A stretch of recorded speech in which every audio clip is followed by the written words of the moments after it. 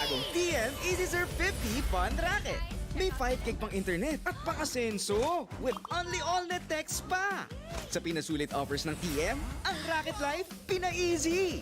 Basta racket, hi-ya! TM is the key!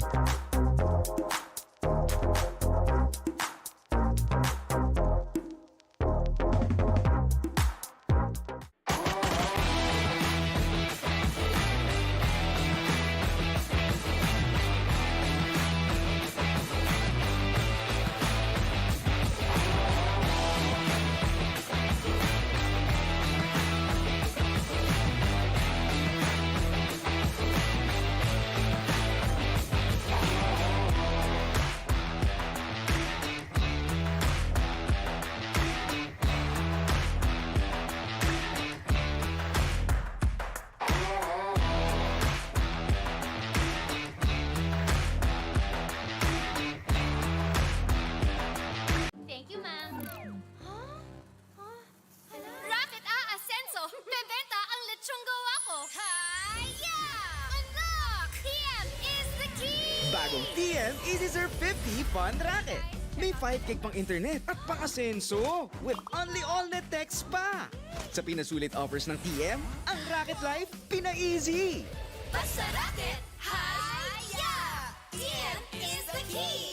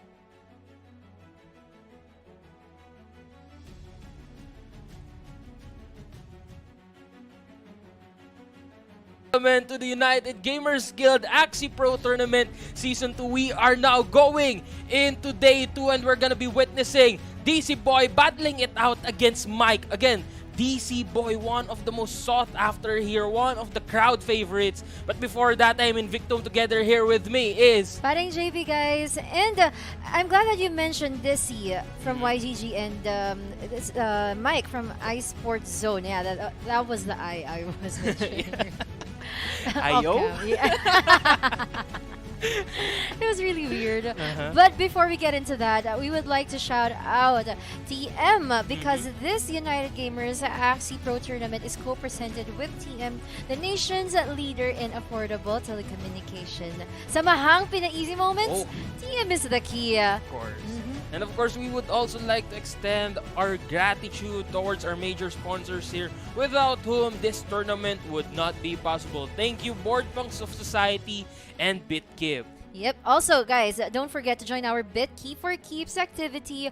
All you have to do is download the BitKeep wallet for a chance to get an airdrop of 100 BKB tokens. A total of 5 lucky winners will be selected per day. This is already day 2, so there must have been 5 selected yesterday, and you need to get jealous of them. Of course. And of course, if you are a lover of NFT games and creating masterpieces of artworks, this is the contest for you. Again, this is UGG Digital Art Contest, wherein all you have to do is create an artwork of your favorite digital, or a digital artwork of your favorite NFT game, and you'll already have a chance to win free SLP and free minting of your artwork. Please do not miss this chance, and if you are interested, do head over to UGG's Twitter page for more info. Yep, guys. Also, thank you to Sky Mavis for giving us the grant, the Axie Esports grant for this United Gamers Axie Pro Tournament Season 2. Now, as we get into our first match, again, we were talking about this earlier. He was the MT8 Invitational Champion, and currently he's representing the Philippines for the Battle Axie event, and it's going to be a Southeast Asia event. Actually, Malaysia and Singapore qualifiers are supposed to be happening today until tomorrow. Yeah, so for the Philippines, we already have our top 3, and this is one of them. And we're just waiting for the other countries, Of course. to pick out their three players from each country. Of course, and that goes to show how strong DC really is. Again, DC is an international champion. I think he was the one that won the Meta 8 tournament. Yeah. I think that was a few months back or a year back. Couple of months Of ago. course, this is DC and Mike of iSports Zone. Again, we cannot count out Mike here. Mike, we haven't seen him play just yet, but of course, he won't get this far without first beating opponents that are possibly as strong as DC Boy. Yeah, that's true. Well, to be honest, just a little trivia. A little. It was Dizzy Boy who was one of the players who eliminated the previous champion of this tournament. True. Yeah, during the round robin before the live matches, Dizzy Boy and Coco belong to the same round robin group. And Dizzy was the top one of that group, but Coco had to say goodbye during that round. And Coco was the champion, a champion beating another champion. Nice. So what is in store here for Dizzy Boy? Well, according to DC is a content creator and the captain of the Axie Infinity esports team of Yield Guild Games. Basically, one of the biggest guilds there is in the Philippines and internationally as well in the NFT scene. Now, who or what motivated him to join the UGG Axie Tournament Season 2? Well, during the last season, we were having watch parties. He's been holding watch parties in Twitch, and we were actually visiting that. Unfortunately, he was able to qualify for the main stage this season after going through that round robin, and now he's looking forward to face Hazelia because he also watches her streams, and she found her good in playing the game too. Of course, and I think what DC wants to do here is basically fight against all of the remaining champions Yeah. in the scene, and that's basically Hazelia. Yeah. And now who is Mike? Mike of iSports Zone is a passionate player with is passionate towards games and teaching and helping people to earn through gaming. Basically, an avid fan and an enthusiast when it comes to NFT. Yep, that's true. Actually, now he's telling us about what motivated him, and he said that being part of the UGG tournament is the goal of most Axie players. Well, couldn't agree more. Just being part of the biggest Axie tournament is already a big accomplishment, and not just winning, but also participating together with the best players is a great motivation. Yeah, True. I totally agree with you. I have to agree with that as well.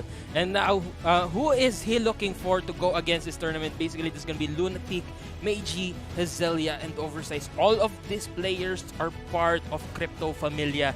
And actually, they are all powerful opponents here. Oversize going to the semifinals of the last season. Lunatic going against Job Balls toe-to-toe on the finals of All Stars. And Hazelia being the Creator Cup champion. And Meiji as Yeah. well is a monster in his own right. Yep. Actually, we watched Oversize yesterday. Uh-huh. Yeah, and unfortunately, he had to surrender to the lower bracket. But you wouldn't know. Maybe they'll see each other in the finals or somewhere. Oh. But We can see we the have cams now. cameras. Hello. Hello. They can't hear us, but we want to say hi. Of course you do. But look at them just focusing on the game and on the championship. They're Here, of smiling. course, they won't let anything distract them towards their victory here today. Yeah. Well, look. Why are they avoiding the cameras? We want to see their faces. Oh, where did they go? But yeah, anyway, they went away. Oh, you know the secret? what's it? If you touch this, it's going to move. Really? Yeah, it's a magic. It's a What- magic screen. It's not a joke. I don't believe you. Do it. Do it. See? It changed. It what? It changed every time. There you go. You see that? Never mind. You know what? I'll believe you. In the name of magic, I believe Parang JP. But we're inside a medieval castle. And you know, medieval castles, they're full of magic. They're full of what? They're full of magic because Ah, this is like right. where Of course. where alchemy comes in, and you know. We're all the wizardry. Well, Yeah, you we're remember all those the- times? Of course. Back then we were kids.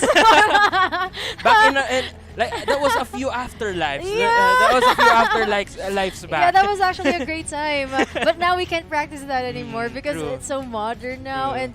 and Parang JP can't be a witch anymore. yeah, I can't be myself anymore. Oh. What are we saying? I don't know. But again,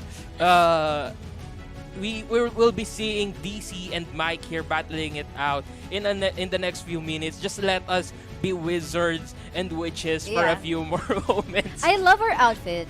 It's so modern. It's like we're time traveling. True, Yeah, true. it's like we're time traveling to. It doesn't have the same fabric as my wizardry robe back Yeah. and I remember before that they were so long and so bland, but now we can like experiment with colors and we won't look then. And weird. we used to wear such fuzzy hats as well. You know, I The used to ti- not the- comb my hair then. Do you even comb your hair now? I didn't. I didn't comb my hair. I was too busy experimenting with spells, Oh, creating I see. love potions. I see. Love potions. Love potions. Why? Look at this. This. Love potions. Oh, Love I potions. see what's happening there. Yeah. Yeah, I can see what was you're busy doing now. doing them. So and you were too basically you're- busy mining AXS. Yep, of course. I was so busy. I was so busy mining AXs, of Yeah. course. That has always existed since the ancient times. You Yeah, know? but you know, right now since we can't go back to that anymore, what Sky Mavis did was just digitalize them. True. But those were the days. True. And speaking of digitalized, let's go back to the digital pets here, or the digital monsters here of DC Boy and Mike. They both are I'm sure they are both well equipped with meta teams Yeah. right now, and I'm sure they can dish out a lot of teams wherein they can potentially gain the advantage over their opponent. Now, Mike here, we haven't seen him battle yet, but that also means that DC Boy doesn't have, or potentially doesn't have, any form of information over Mike. Meanwhile, Mike, knowing full well that DC Boy is a well-known player within the Axie Infinity esports community, he will have all the resources that he needs to scout him out and know how DC will act in the battles. And now Yeah. looks like we're gonna be going in here strong. That's gonna be a grab surprise early on. He's gonna be good putting move. one fear, but he's gonna be drawing one card though for Mike here. That was actually a good move because he knows that he will always be. He will always go first against the plant, and that plant will always try to shield because he is a frontliner and he wants to protect his back Axie and his mid Axie. Now, Mike, for round 2, since he has one card more because he was able to draw because of the cattail, and he didn't even need to sacrifice any energy, I feel bad for Dizzy because he doesn't really have enough damage cards during that round. True. Yeah, and now.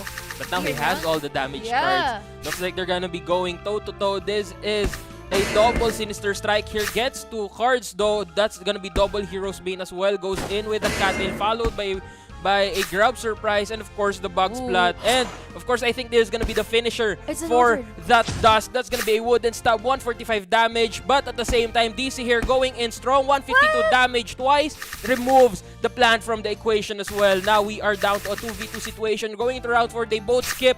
Goes into the back, removes that mech from the battlefield. That's gonna be double scale dart and the Crimson Water as well. Now, Dizzy is really trying to get through this fast. Mike will try to survive using his last Axie. Last stand? It's gonna be a Oh. last stand though. And Dizzy has a different plan. He didn't use the Aqua anymore. Just used one prickly trap no. and he can shield up. This is gonna be really dire for Mike here. He's gonna be using 2 Crimson Waters, trying to put as much damage on DC Boy there while using his range card. But at the same time, this is gonna be enough. That's gonna be double Cactus and of course the Leech to destroy Mike on the very first game. DC showing dominance early on in today's matchup. That was really quick. I don't know what to feel because because Dizzy Boy, just as you said, he's showing dominance. True. And he just really, that was very tactical. He knew when to skip. He knew when to go all out. And all those damages, I love the idea of the back plant. I love the idea of the Shrimpinator going against the God Mech at the back. He really eliminated that quick. And now it's gonna be the plant versus an Aqua, and we all know the class advantage. It's gonna go to the plant with those prickly traps, the leak. If in any case that Mike will survive that last attack, but he didn't, right? But in case he did, he won't even be able to use the scale dart anyway. True. Because of the leak. And the Hero's Bane as well. Yeah. And of course, that's where DC's energy control comes in. Yeah. We've seen there, and actually energy counting as well. We've seen there how DC predicted that Mike will be skipping. He only used one prickly trap in there to put damage on Mike's last Axie before it boils down to a 1v1 situation, while his mid lane was on last stand. Yes. That was because he knew that Mike wouldn't have any energy left to burst out that plant using a possible jump with the kiting jump. And of course, that secured him his victory. And at the same time, like you said, DC was well prepared for that 1v1 situation wherein he has basically disabled all of the ranged cards of Mike there, which were the Hero's Bane as well as the Scale Darts. Now that would leave him with, I think, the Crimson Water and of course the Chitin Jump, which wouldn't be enough to remove the plant from the equation, knowing full well that it had a blood taste. Actually, when he attacked using only the prickly trap, when his Aqua in the middle was in the last stand, it was actually very systematic because in any case that Mike used the kite and jump so that he'll go through the plant instead of attacking the Aqua in the last stand, right? Because he's able to do that too. And the maximum shield of that, if in case he shields up is 132, and using the prickly trap, it's gonna be 179. True. So it's still gonna go through the shield, like really. Essentially it's gonna- damage it anyway.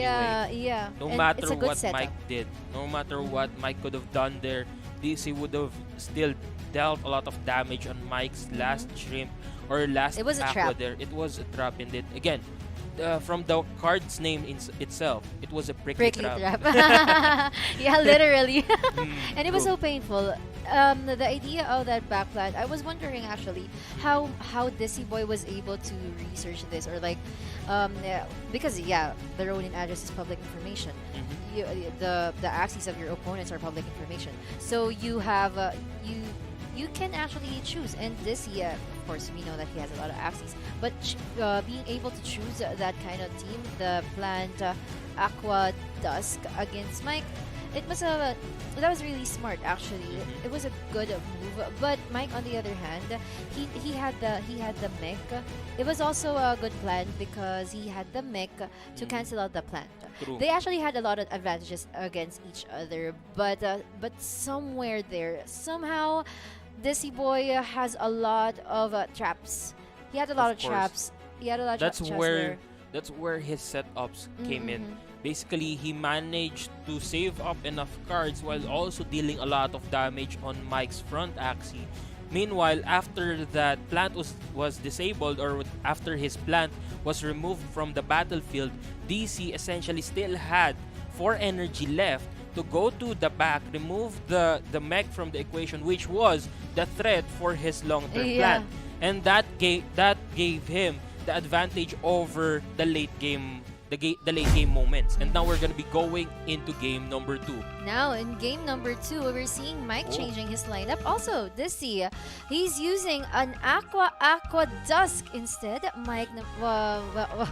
While Mike is using a Mech Dusk Black. So okay. Dizzy Boy creating traps again. This is a jumping poison kind of lineup wherein Mike wants to save up his energy and cards. But Dizzy Boy knows that. That's why he was confident enough to use a piercing sound during True. round 1. And now Mike is 1 energy short for his plans. True, and I think Mike here is rearing to go for a possible jump here using his Smart Shot, Venom Spray, and Jump. But at the same time, depending on what cards he'll be drawing, he might be able to go to the back, deal sufficient damage on that Aqua before he can fully maximize the potential of that back lane, and at the same time gain energy as well for DC here. But DC going in, Oh, there you go. and as I was saying, he's gonna go to the back with that Smart Shot, or with the Sneaky Raid, goes in with the Juggling Balls, followed by, of course, the Sinister Strike, and followed by alive. another Juggling Ball. Still alive though, like parang JP here said, there's gonna be 17 HP, removes 1 energy, actually no energy removed. Basically, just putting damage on that plant using the Goda and the Sandals. Actually, Mike can still win. It's just that he doesn't have gas unleashes or venom sprays, enough venom sprays, Ooh. like put poison ticks against a Dizzy Boy. And because of that, Dizzy Boy has a lot of advantage more just dealing damage. 3 of his Axies are still alive, and he wants to eliminate the mid Axie of Another Mike critical. with that critical. And now Mike will have to answer back. This is finally his first poison stack in round 4. This is gonna be really bad for Mike here because now he didn't manage to put stacks of poison on his opponents early on, and now he's gonna be getting a fragile, followed here by a Nemo, removes the battle or removes the armor, and of course with the Scarab Curse, that's gonna be the mid lane going down. I like how patient DC here is. He wasn't making any rush decisions, even though he has already suffered a lot of damage for his back lane. And now Mike is gonna be going to the back, but no, because of that fear, he's gonna be going to the front, removes that front lane of DC. Now it's gonna be boiling down to 1v1 situation where Ouch. the Crimson Water will essentially remove Mike from the battlefield here and bring him down to the lower brackets.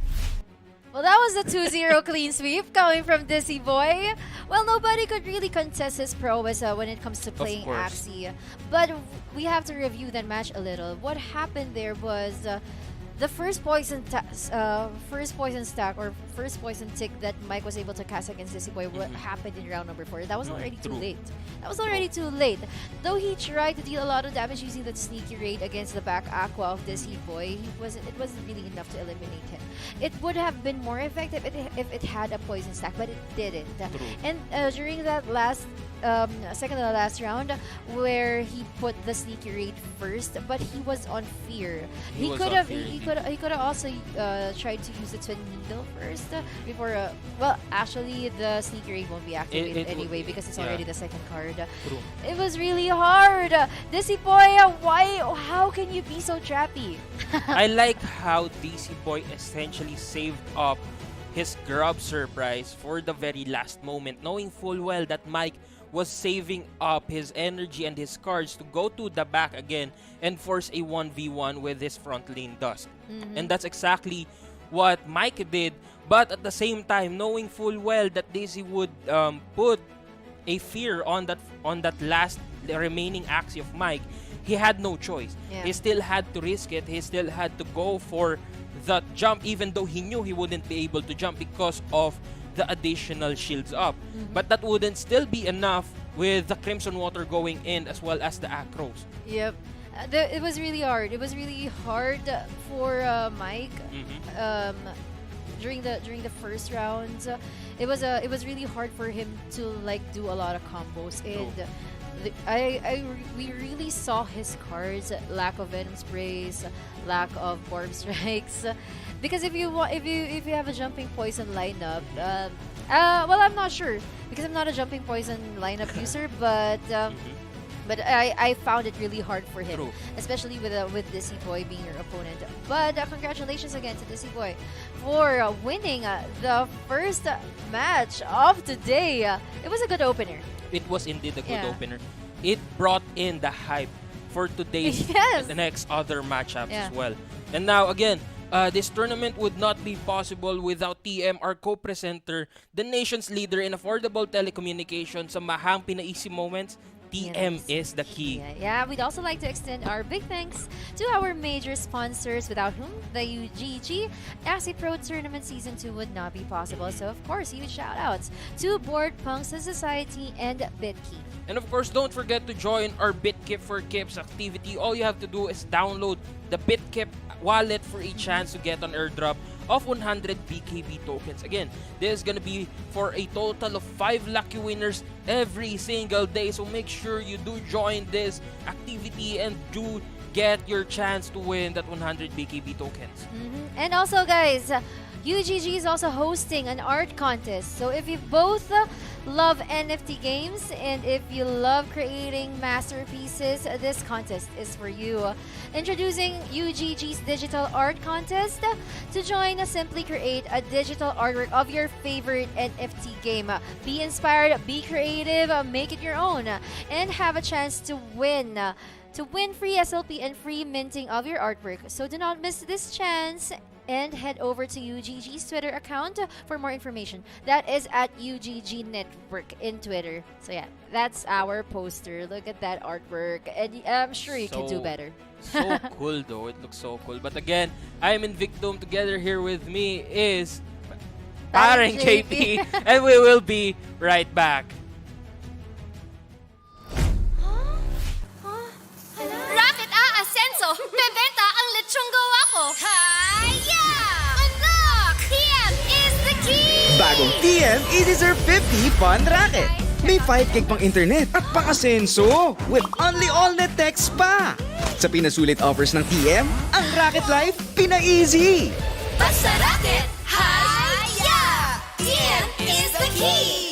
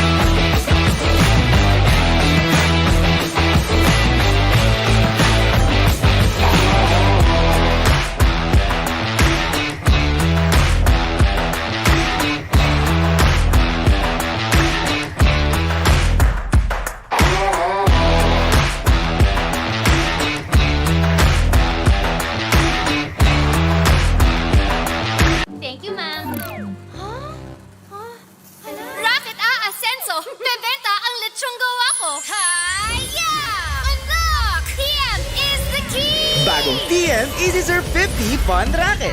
May 5 gig pang internet at pang-asenso with only all-net text pa. Sa pinasulit offers ng TM, ang Racket Life pina-easy. Basta racket, haya! TM is the key!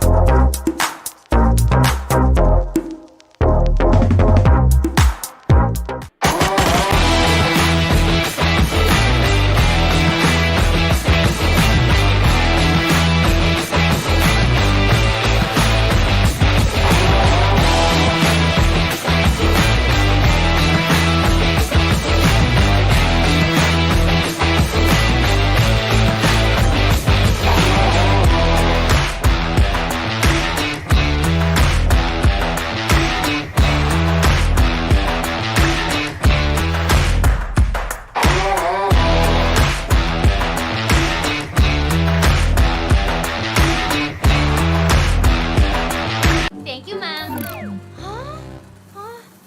Racket Asenso! Bebenta ang lechong gawa ko! Haya! Unlock! TM is the key! Bagong TM Easy Surf 50 Fun Racket. May 5 gig pang internet at pang-asenso with only all-net text pa. Sa pinasulit offers ng TM, ang Racket Life pina-easy. Basta racket, haya! TM is the key!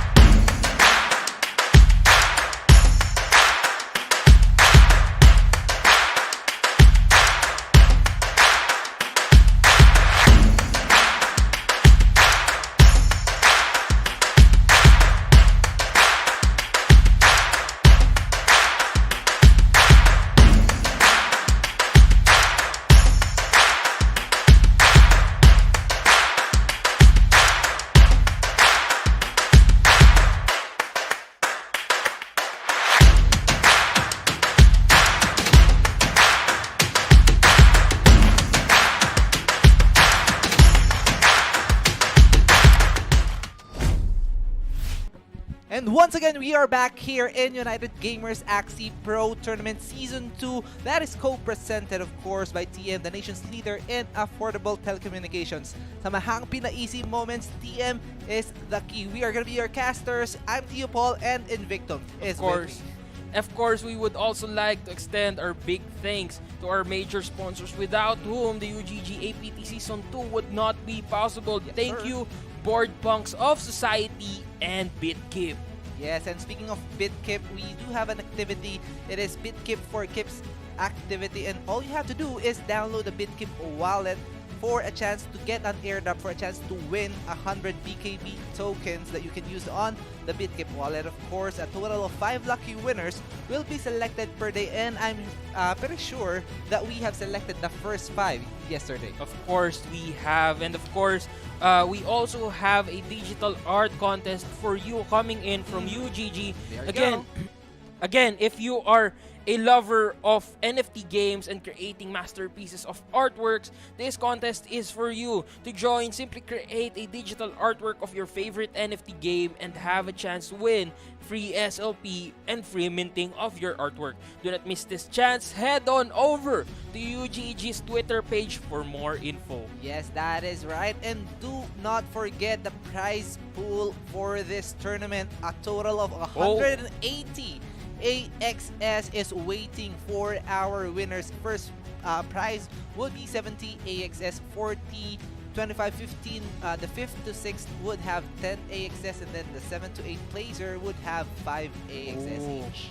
Very interesting. Now all our players need to do is get to the 8th place to secure a chance or secure their access, secure a portion of that prize pool. But at the same time, why would you stop at 5 AXS when there is 70 AXS 70. waiting for you right at the top? You just have to prove that you are better than all of the players that are within Axie Pro Tournament Season 2. That is right. And of course, 70 AXS, I think it is around 3,600 in terms of pesos.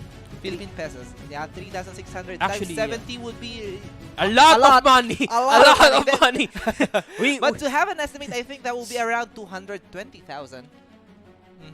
Yeah. I just multiplied it by 3,000. Yeah, 7, 14, 21. Yeah. Exactly, yeah. It would be around 200, 220 to 230,000. Do the math for us, guys. Yeah.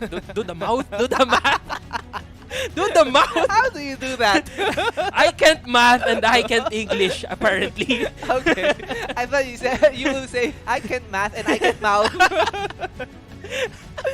And again, this is gonna be really exciting for our players and for us as well, because we want to know who will be the next champion of Axie Pro Tournament. Again, so far we have Jobos as the Axie All-Stars Tournament of UGG, and then we have Coco as the Axie Pro Tournament Season 1 champion, who actually got eliminated Who are by both out.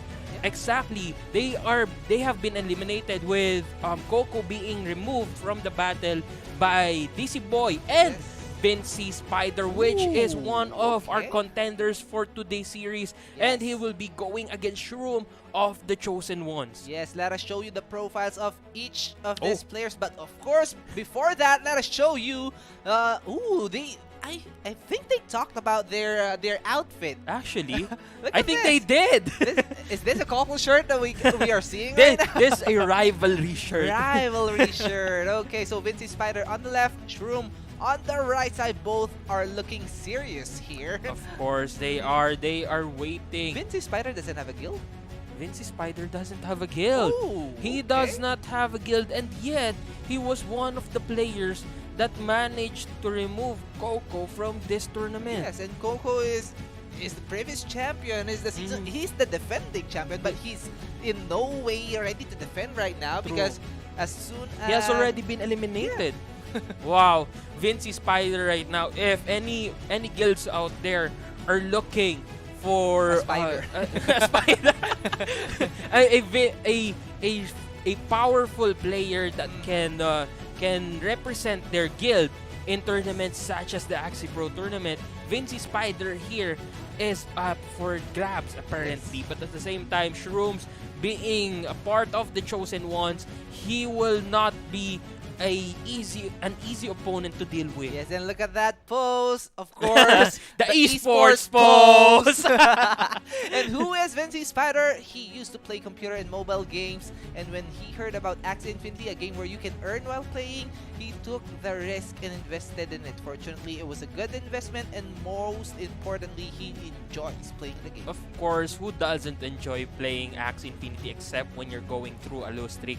And who or what motivated him to join the UGG Axie Tournament Season 2? Basically, he registered to this event while watching the first season of the tournament. So I guess he got motivated by the other players, and watching the best players compete, as I was saying, watching the best players compete with each other motivated him to join and register for the next season. Wow, and he is not expecting anyone for the no. He is hoping to be able to go against streamers like Jawballs, Oversized, Hazelia, Bornok, RMZ, and a former champ Coco. And he did! Which he did, of course. Win or lose, he is happy to be part of this event. Actually, apparently, he wasn't even expecting to be a part of it, according to him. But now that he is, he will be looking to go against, again, some of the best players here. But I think he won't be able to go against Jobbles, because Jobbles has been eliminated. Coco, he has eliminated. And at the same time, there was also Bornok, who is one of our shoutcasters for the Filipino broadcast. Now, for Shroom here, Cosmic, or I think Shroom here is actually from the Chosen Ones. Chosen Ones. He started playing in tournaments recently, and he wants to gain more experience with Axie tournaments and face the streamers that he has watched before. Yes, that is right. And right now, he is looking to go for Oversized My eyeball. If there's any chance. And if you want to have that chance, actually Oversized is in the lower brackets right now. Well, if you... it's either you wait for him to go back up to the upper brackets by going to the, I think that was semis or quarterfinals, or you'll have to bring yourself down to the lower bracket. I think the former is a better option. Of course. And of course, Shroom here wouldn't want to go down against the spider here. Yes. This is gonna be a battle between mushrooms and spiders. That's right. And you know what? If Firing JP is the one casting this one, I think she has an idea. I think she has a knock-knock joke. What would be for the this knock-knock one. joke? Knock-knock. Who's there? Oh Vinci no. Spider. Vinci. Oh no. Oh no. Oh no. It's the Vinci Spider. Oh. I don't know the song. I don't know the whole song. Guys. But I think that's enough. I'm about to switch my name from Invictum to Invictim. I have been victimized by Tio Paul and Paring JP so far with their knock-knock jokes. But again, all in good fun. Vinci Spider and Shroom, we cannot wait to see what they have in store for us here. That's right. And I think you have to have a knock-knock joke as well by the end of the day. Oh no. Oh no. You have to challenge yourself to have one. Right, no. Paring JP? I don't think. Actually, fine. I'll try. But don't rush. No rush. Yeah. We have a lot of days coming in this for is just the Axie Pro. second. It's just a second. I still have a lot of leeway to make a knock-knock joke. Actually, you wouldn't even expect it when I do it. But again, Vinci Spider and Shroom here. Who do you got? I think I'm going for Vinci Spider. Why? Yeah, Vinci Spider, confidence-wise, he has it because he took down Coco, one of the players that he is looking forward to go for against or on this tournament. But right now, Game 1 is starting. Shroom has the launch lineup right here, and Vinci Spider has the Anemone plus the bird. Okay. There is another term for the lunch lineup, for the lunch team, but we won't speak of that in the live stream here. Now, Shroom, looks like we're gonna be going off strong here for Vinci Spider. It's gonna be double hair dagger, throwing 2 cards as well, 141, 141, followed here by a Timber 103, still alive though, 101 HP for the Dusk and shield. That is 175 shield. The Goda will destroy no energy, but the damage will be there. The shield as well. Will this Dusk be alive? And I think so. It will be. It is, and now there's gonna be 76 HP remaining for that Dusk, and Vinci Spider going in with 2 cards to remove that Dusk from the equation. Now there's gonna be 1 energy destroyed. Actually, I don't think he destroyed any, but at the same time, Shroom here will destroy that plant as well as gain 1 energy from the Luna Absorb. That is right, double Nemo for Vinci Spider Oh, here. He critical. will have 6 cards or 6 energies later on, but will this Anemone Aqua be alive? Oh. And a critical happens Ow. as well to top it off with the why so serious Shroom is up against 1 bird. And now this is going to be really crucial for Ooh, Vinci what a Spider. skip. A god skip coming in from Vinci Spider here. Now he's going to be going in for a full burst. There's going to be double Peacemaker. Is it going to be enough to 119, 119, 141? Not going to be enough. 4 HP remaining for that Dusk. What a calculated move there from This Shroom will here. And hurt. I think this is going to be the end of that bird. Double lunges, and that's gonna be the end of Vinci Spider. Now we are gonna be seeing game number 2 with Vinci Spider not in the lead, even though he was the one that took out the champion of Season 1. Honestly, I didn't want or I didn't like Vinci Spider's lineup there. I was checking his bag, his inventory here. Here we go. He has- We are scouting them as we speak. Yeah, he has 28 Axies in his bag, and a lot of Axies here are, I think, better than what he used earlier. Oh, But true. for Shroom as well, he has a lot as well, 21 Axies, and he thinks that that lineup was the best of the best that he got. True. And you know what?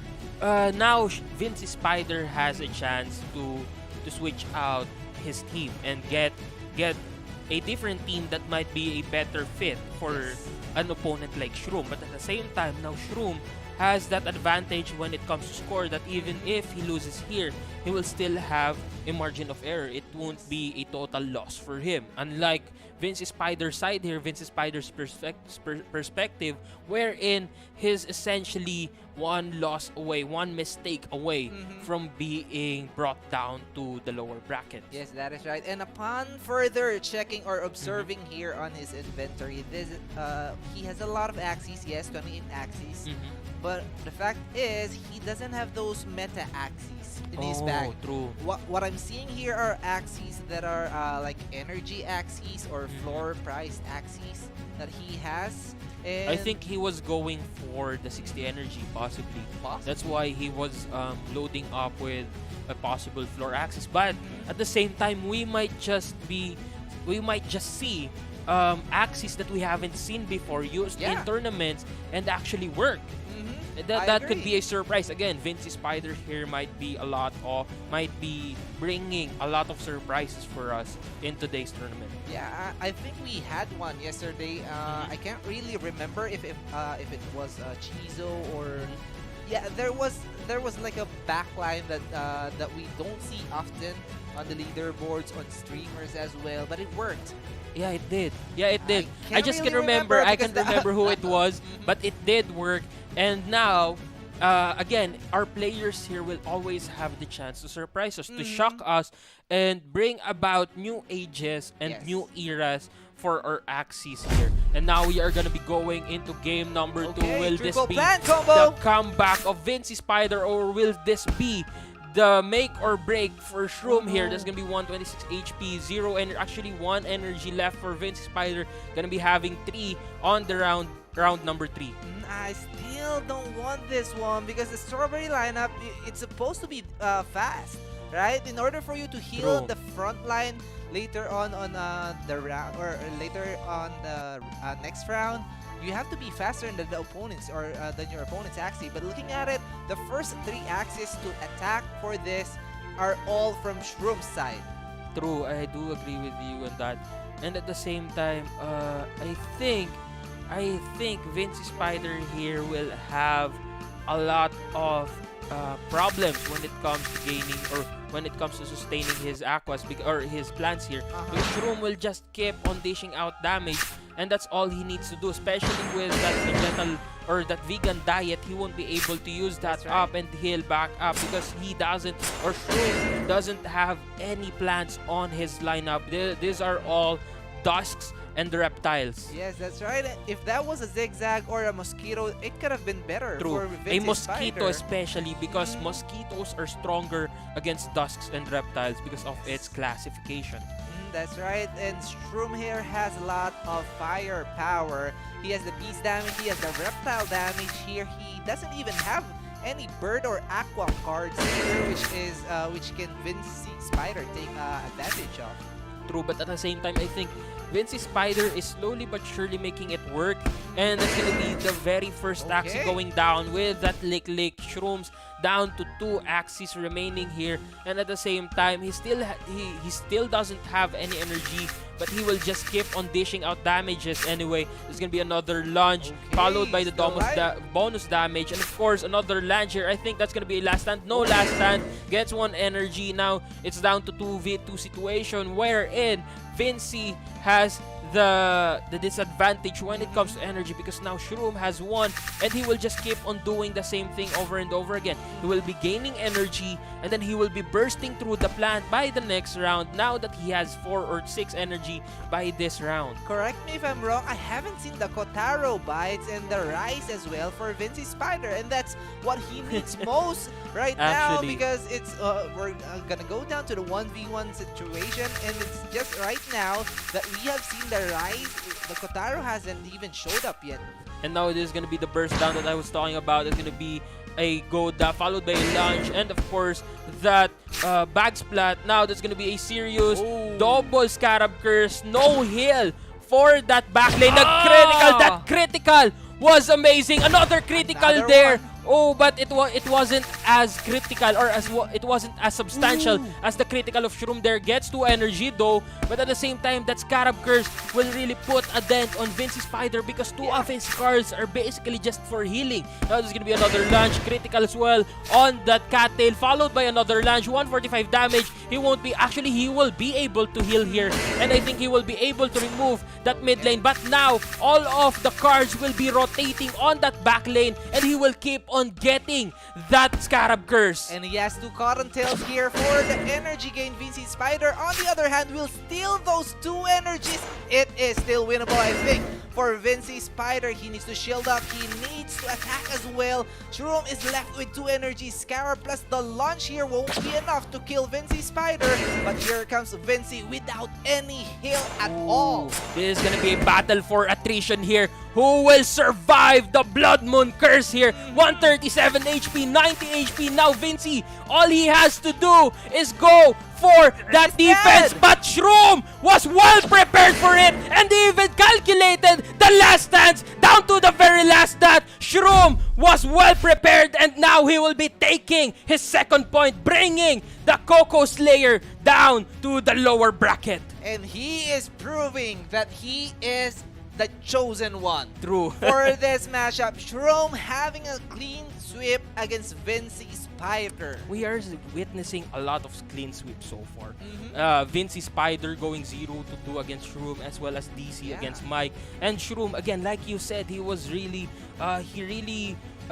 admitted or showed that he was well worthy of his guild, the Chosen Ones. And now again, congratulations to Shrooms, and of course we will still be seeing a lot of Vince's Spider on the next few matches here. He will just be going to the lower bracket, and this tournament is co-presented by TM, the nation's leader in affordable telecommunications. Sa mahang pina-easy moments, TM is the key. And we'd like to extend our big thanks to our major sponsors, that is BitKip, and as well as Board Punks of Society. If not for them, this tournament would not be possible.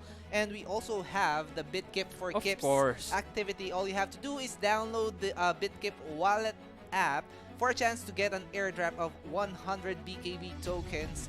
And we are going to be selecting 5 winners every day. Yes, and of course, if you are a lover of NFT games and you love making art or masterpiece of artworks, this is the contest for you. Now introducing UGG's digital art contest. To join, all you have to do is create a digital artwork of your favorite NFT game and you'll already have a chance to win the free SLP and free minting of your artwork. Now, if you do not want to miss this chance, all you have to do is head over to UGG's Twitter page to get more info. Yes, that is right. Make sure to follow the pages of UnitedGamers.gg as well. And I think that's it for our series number 2 against Shroom, having a clean sweep against Vinci Spider. Let's go. And we are gonna be we have been your casters, Steve Paul and Invictum. Stay tuned. We'll be right back. Rocket Ascenso! Bebenta ang lechong gawa ko! Haya! Unlock! TM is the key! Bagong TM Easy Surf 50 Fun Racket. May 5 gig pang internet at pang-asenso with only all-net text pa. Sa pinasulit offers ng TM, ang Racket Life pina-easy. Basta racket, haya! TM is the key!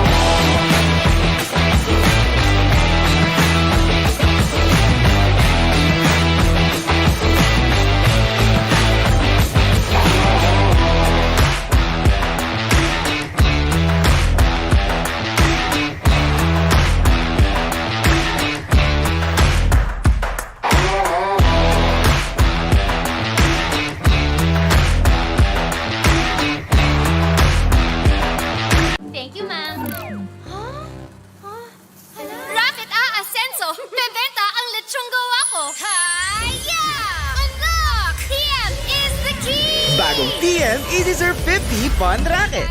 May 5 gig pang internet at pang-asenso with only all-net text pa. Sa pinasulit offers ng TM, ang Racket Life pina-easy. Basta racket, haya! TM is the key!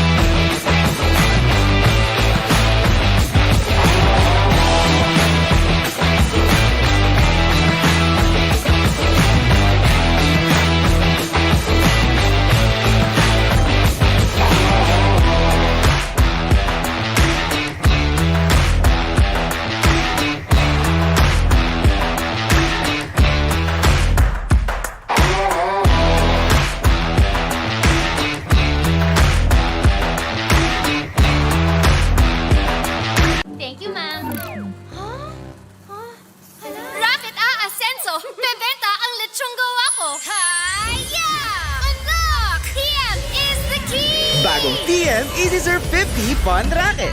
May 5 gig pang internet at pang-asenso with only all-net text pa. Sa pinasulit offers ng TM, ang Racket Life pina-easy. Basta racket, hi-ya! TM is the key!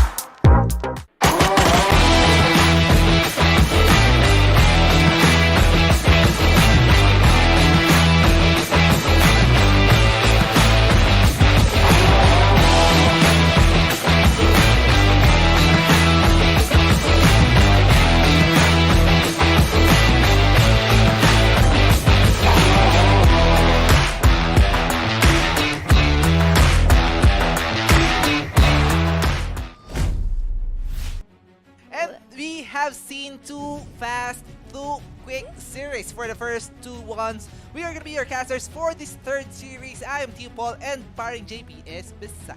Hello guys! It so happened that our first two series are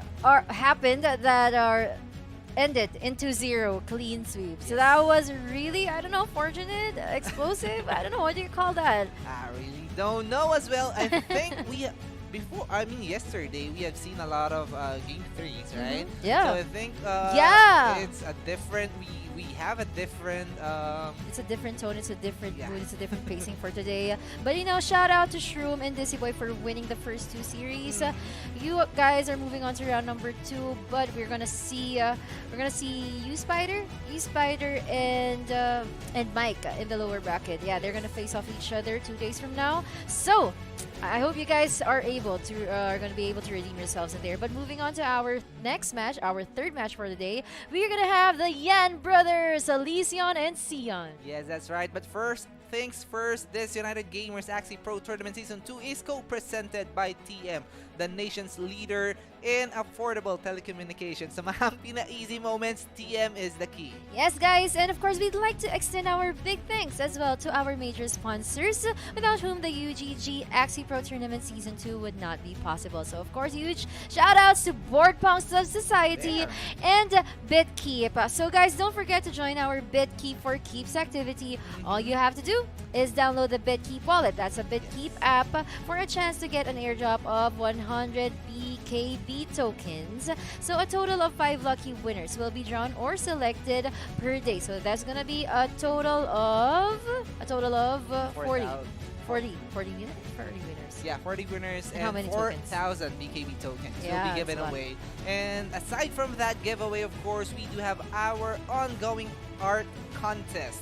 If you love art, and if you love NFT as well, this is the chance for you to win or to join our UGG's Axie art contest. Let us show you the poster for this one so that you'll know or you can see an example of what you can submit. It should be your favorite, or it can be any NFT game. Any NFT game. But of course, you'll be more inspired if it's like gonna be your NFT game. Of course. Favorite NFT game. And if you win, of course, you will have a chance, or you'll get free SLP and free minting of your artwork as well. For more information, head over to the official Twitter page of United Gamers Guild. Yeah, that's at UGG Network in Twitter. So do not miss this chance for a free SLP or free minting of your digital artwork. But guys, hello to our prize pool. That's 180 AXS to be distributed to our first place up to the 8th placer of this tournament, which we're gonna find out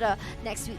Yeah, that's right. 180 AXS is the prize pool for this one. Look at that allocation for the first to 8th placer. And have you seen any plushie for Plushie? Plushie, a pillow. Yeah. For an AXS, because I've seen one for an Really? SLP. Can I get one? I have seen one for SLP, but I haven't seen one for AXS. I think this is the chance for us to get rich. Yeah, I want an AXS plushie too. If you guys like have AXS plushies, please hit me up. You know where to find me. Yeah. And let's talk about this. Series number 3, Elysion Yeah, versus Elysion. Xion from Whitebeard Axies, and also UGG. They're both from UGG. Oh, it's yeah, I told you.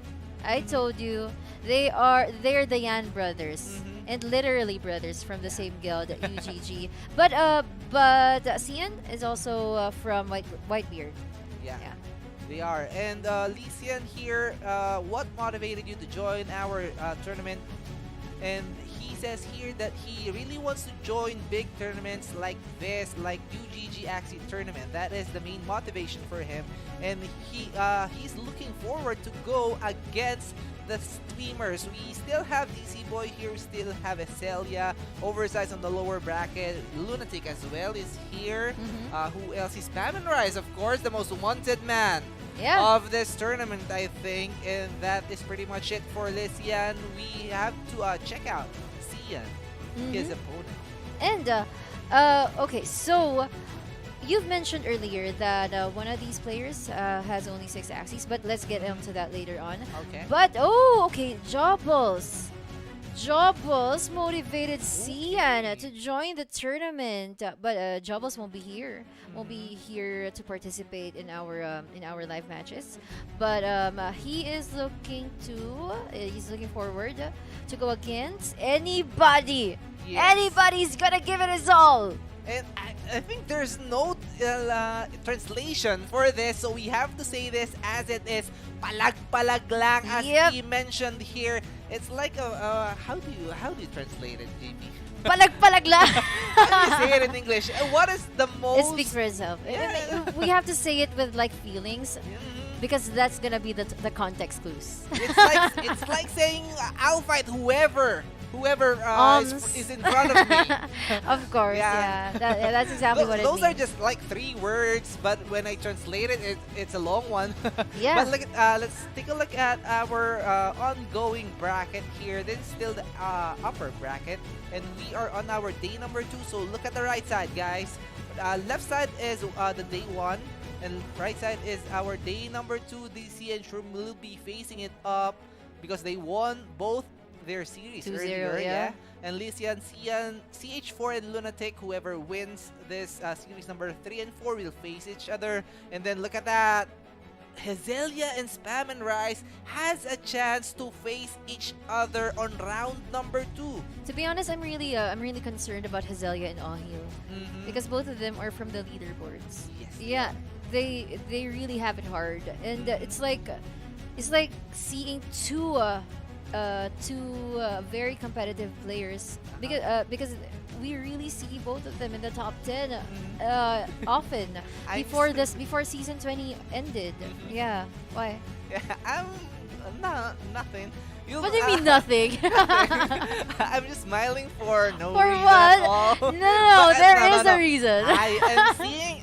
I saw a name earlier. Okay. And I think I will not be the ones to cast that game because you'll know it. You'll know it get later. it already. I You'll get it know already. later. I already counted the sequence. No. I already told. I know it. It's gonna be you and Invictum. No, it's not. I gonna counted be the you and him. sequence. I counted the sequence. I will be off that series. Oh, we can switch up. No, we can we switch can't. up. It's Now gonna be better we though. are seeing the cameras of Elysion and Xion here. Hi, you guys. The Yan brothers. Yeah, the Yan brothers, and I really don't know, but as I have observed here, those players from Whitebeard Axies are like from UGG as well. Do they have any partnership or? Well, we can ask our viewers to tell us about it. Yes. So let us know, guys, if Whitebeard Axies are like tied up with UGG. Yeah. But not all players from UGG are from Whitebeard Axies. But as I have seen, or as far as I can remember, Yeah, maybe they all were players absorbed. from Whitebeard Axies are has the UGG guild Yeah. as well. Yeah, maybe they were absorbed. Maybe. Yeah, it happens, mergers. People get married. I know now. I think it is mainly because Whitebeard died on One Piece. So I think they have to have another team aside from Whitebeard Axies. Is that a spoiler? No, it's not.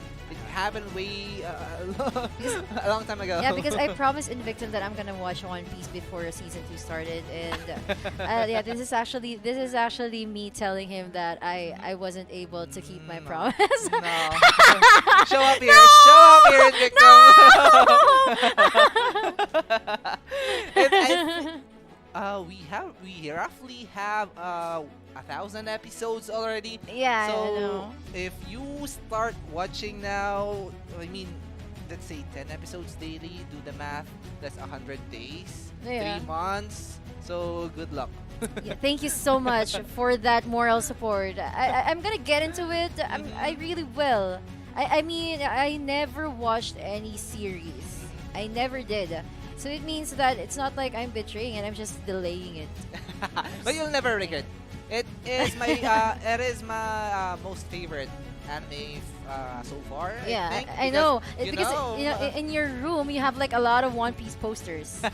yeah, you can actually see it during my stream. Yeah, his streams. And I've shown you. I mean, I've rotated my camera as well, so you have seen every corner of the room. And kidding aside, guys, let's talk about this one. Elysion, as we mentioned, or as Sparring JP mentioned earlier, only has 6 Axies in his Yes. inventory, and 5 of those are Aquas, 1 Pant. So most likely that he's going for the AAP, or if he wants to go for the triple Aqua, the Aqua Supremacy as they call it. No. That we've seen a triple aqua yesterday that was countered by a god rep. Now, okay, There you go. there you have it, a triple aqua. Thankfully, it's not a reptile that Xion is using. And in round number 1, we've seen Elysion going very, very exhausted and very aggressive there. Xion, on the other hand, no energies were destroyed for him.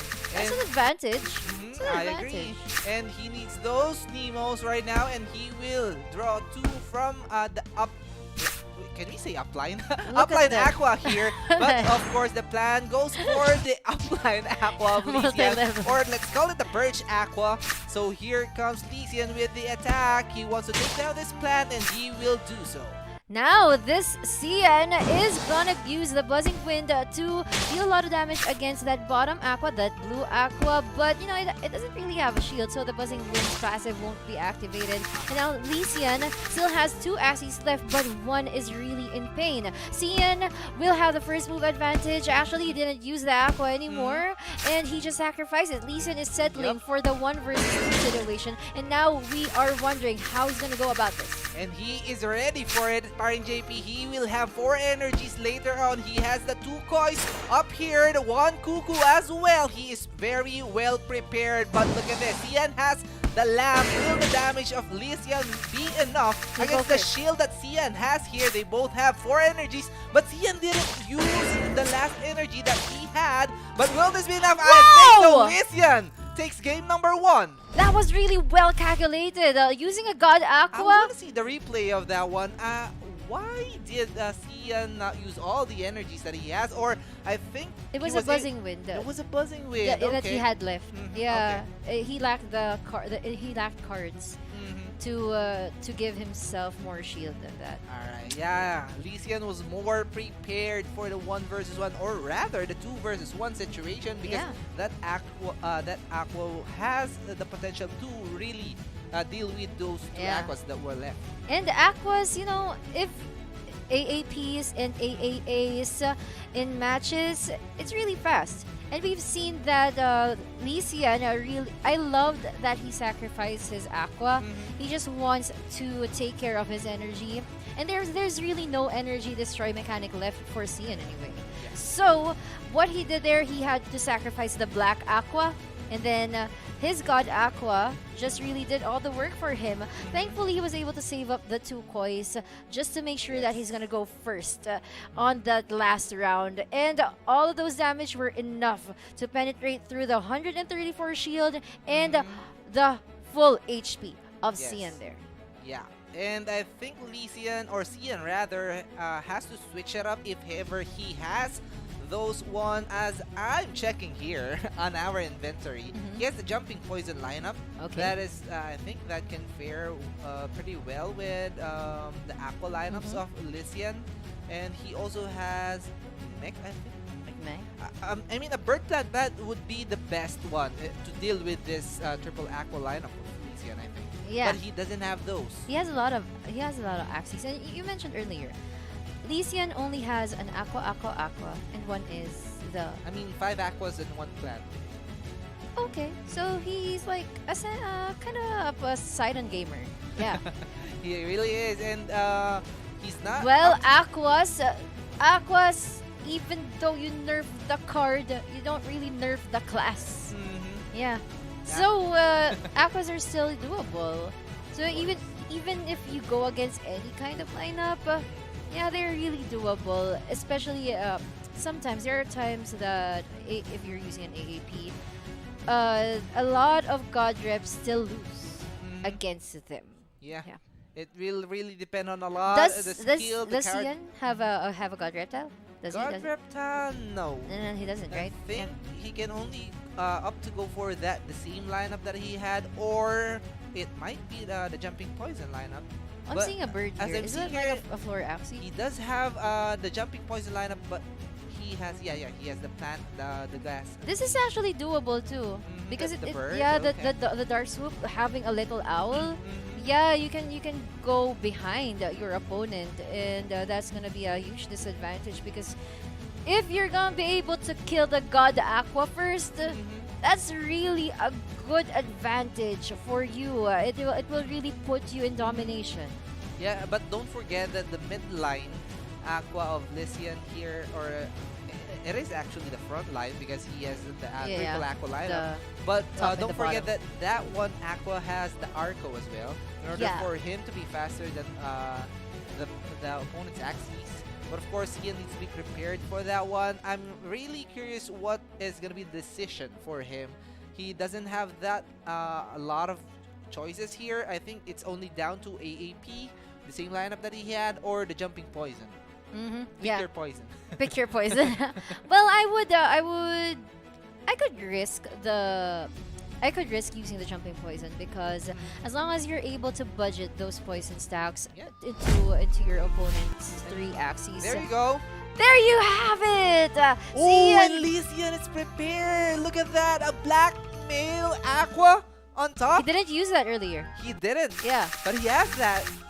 He only has 6 Axies. He has 5 Aquas on his bag. And this is one of the Aquas that I saw earlier. And this can be a counter. This might be a counter for this poison lineups. Why? Because he doesn't.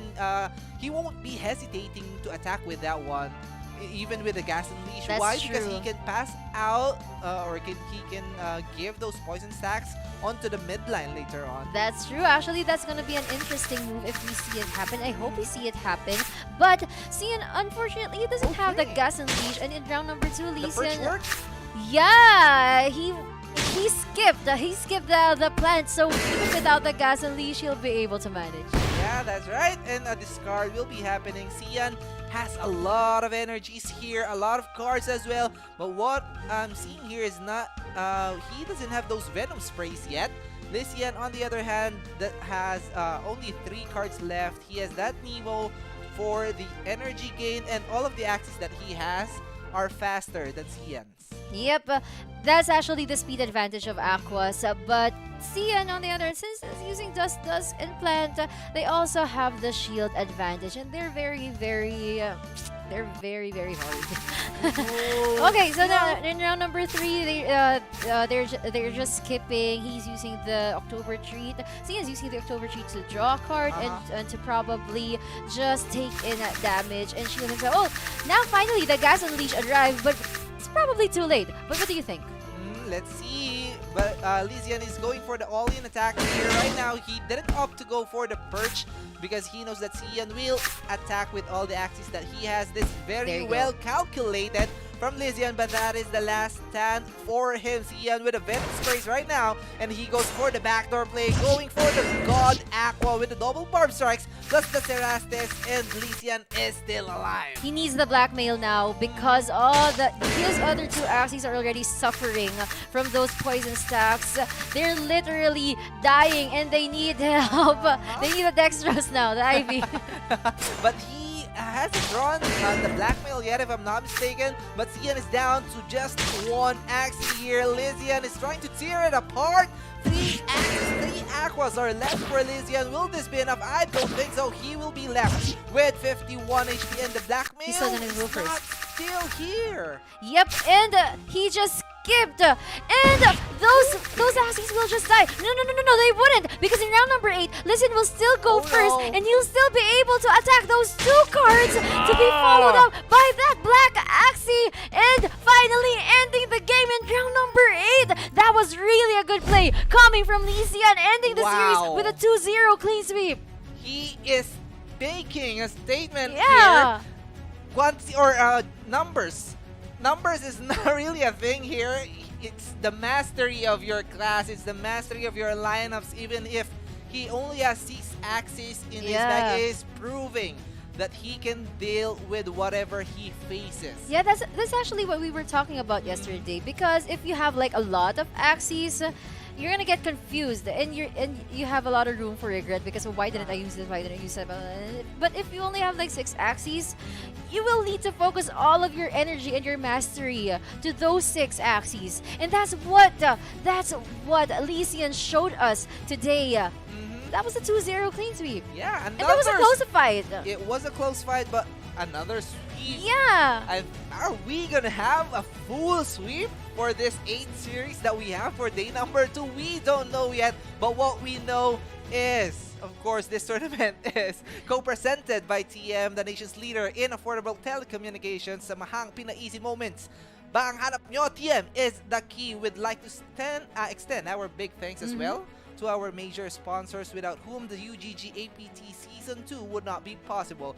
Thank you so much, Board Punks of Society and BitKit. Yep, guys, so do not forget to join our BitKeep for Keeps activity. All you have to do is download the BitKeep wallet for a chance to get an airdrop of 100 BKB tokens. Yeah, that's a lot. So a total of 5 winners will be selected per day. Do not miss this chance. And also, guys, UGG is currently holding an art contest.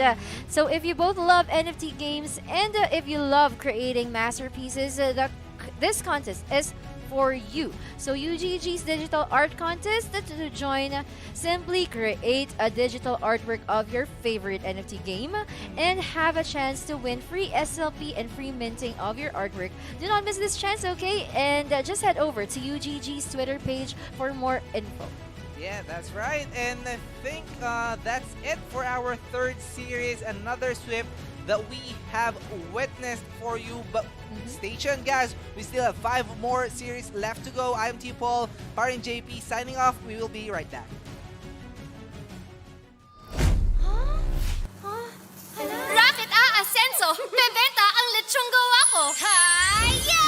Unlock! TM is the key! Bagong TM Easy Surf 50 Fun Racket. May 5 gig pang internet at pang asenso with only all net text pa.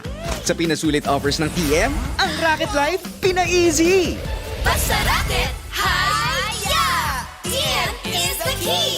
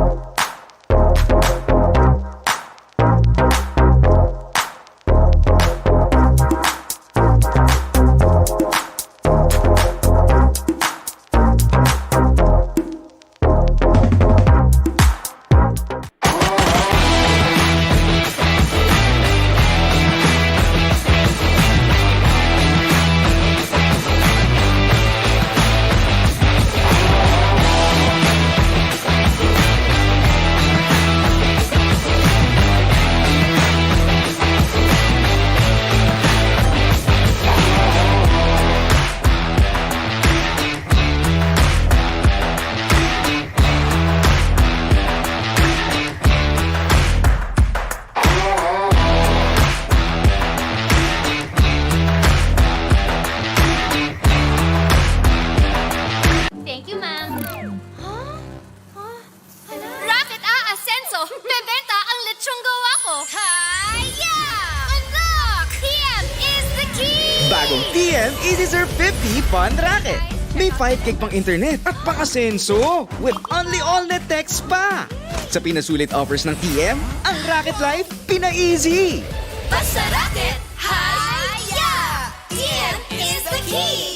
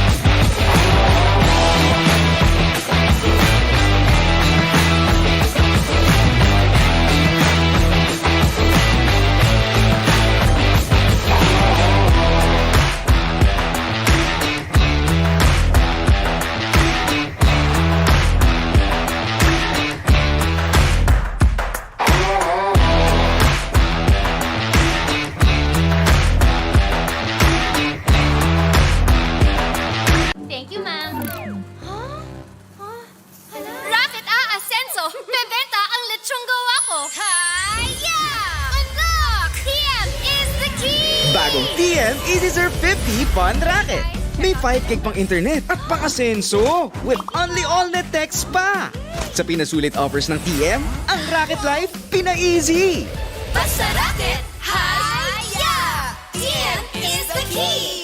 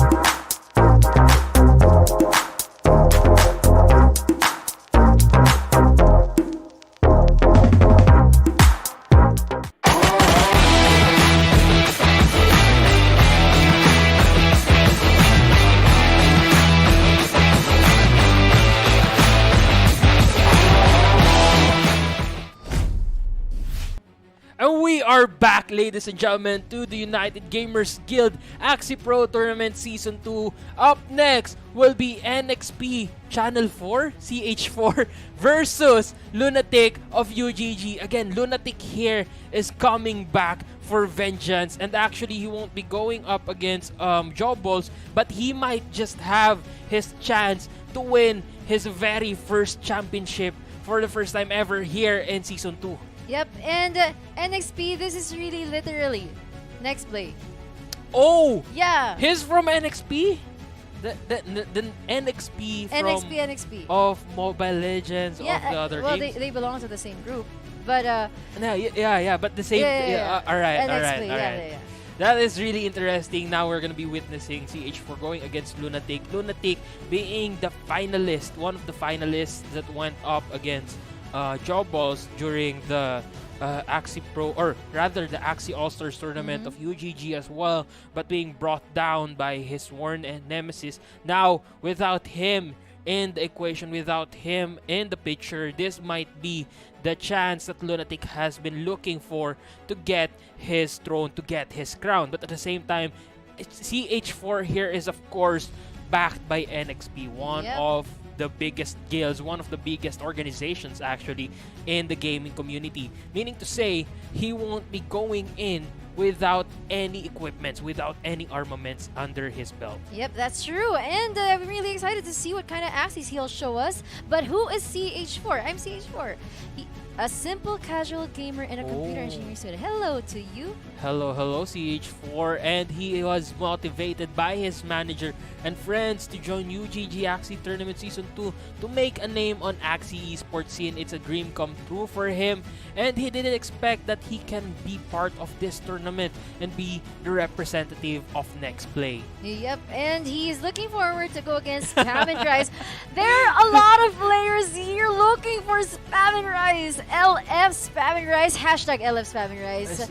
I wonder if they want to beat Spam and Rise to have a shot at the hand of our champion, of the Creator Cup champion Hazelia, because there are rumors between Spam and Rise and Hazelia, but more on that later. All right, Lunatic giving us very blunt and simple answers here. Who or what motivated him to join the UGG Axie Tournament Season 2? He is still hungry for a trophy. Well, I remember during Axie Pro Tournament, Axie All-Star Tournament rather, that he only fell short, right? And he didn't even expect to go that far against Jobbles. And I remember that night. It was really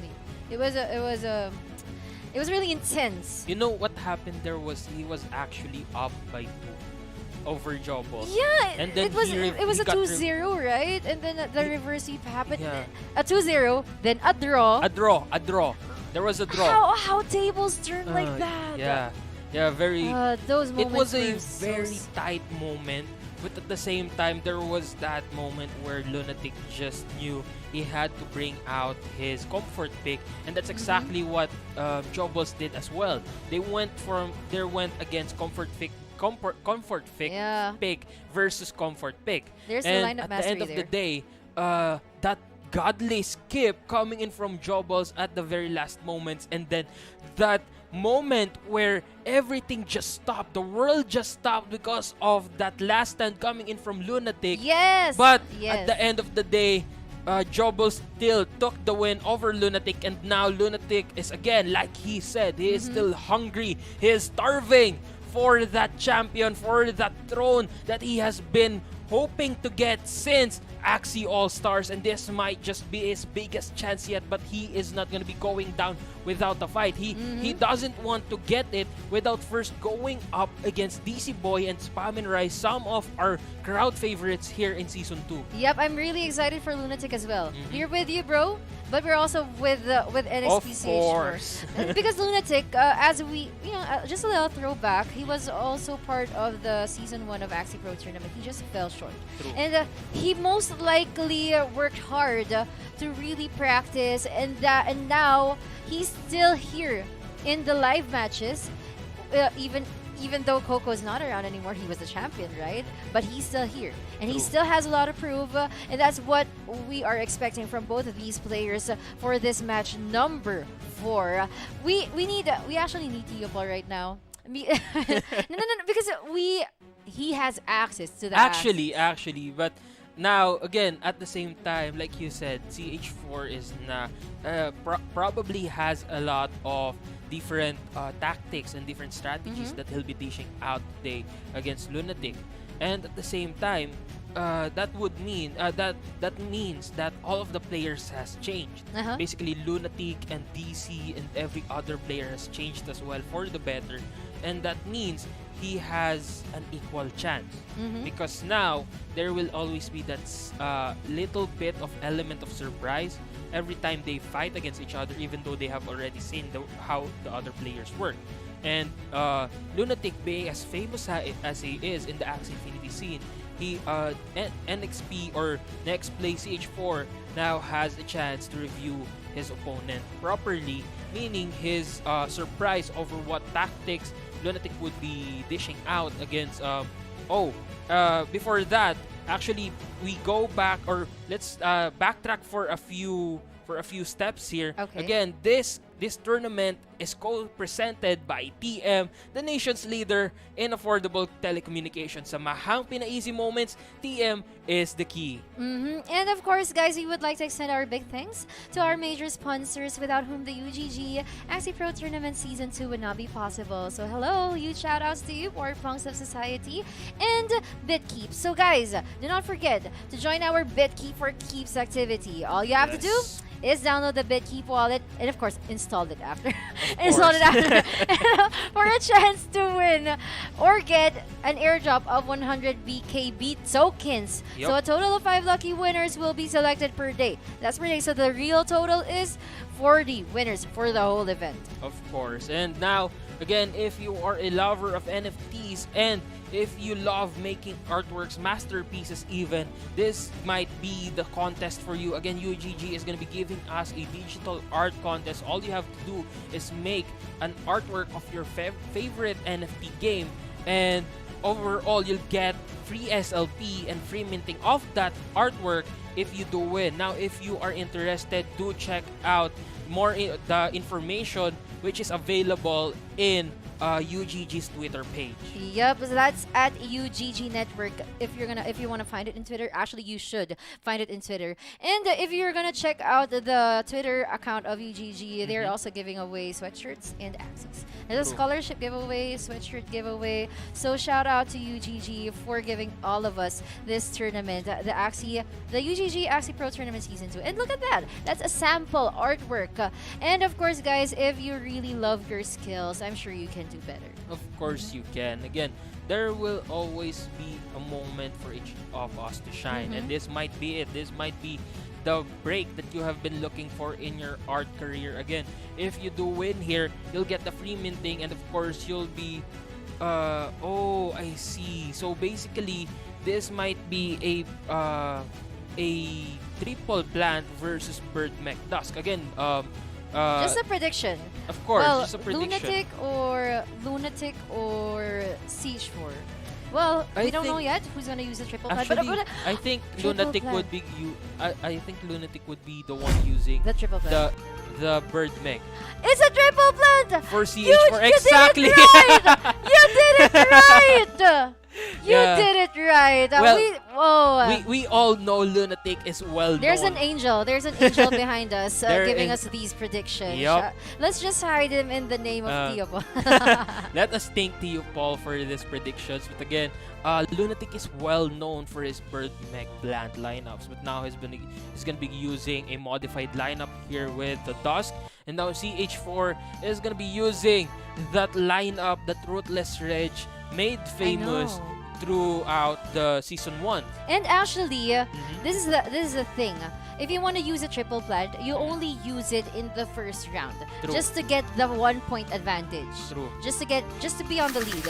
And this is what CH4 is showing to us. Now, Lunatic, we are curious how he's gonna go about this. Oh, now there's gonna be an all-out shot early on. Gets 4 stacks of poison on his Dusk, but that's okay. A critical as well. 5 HP remaining for that plant.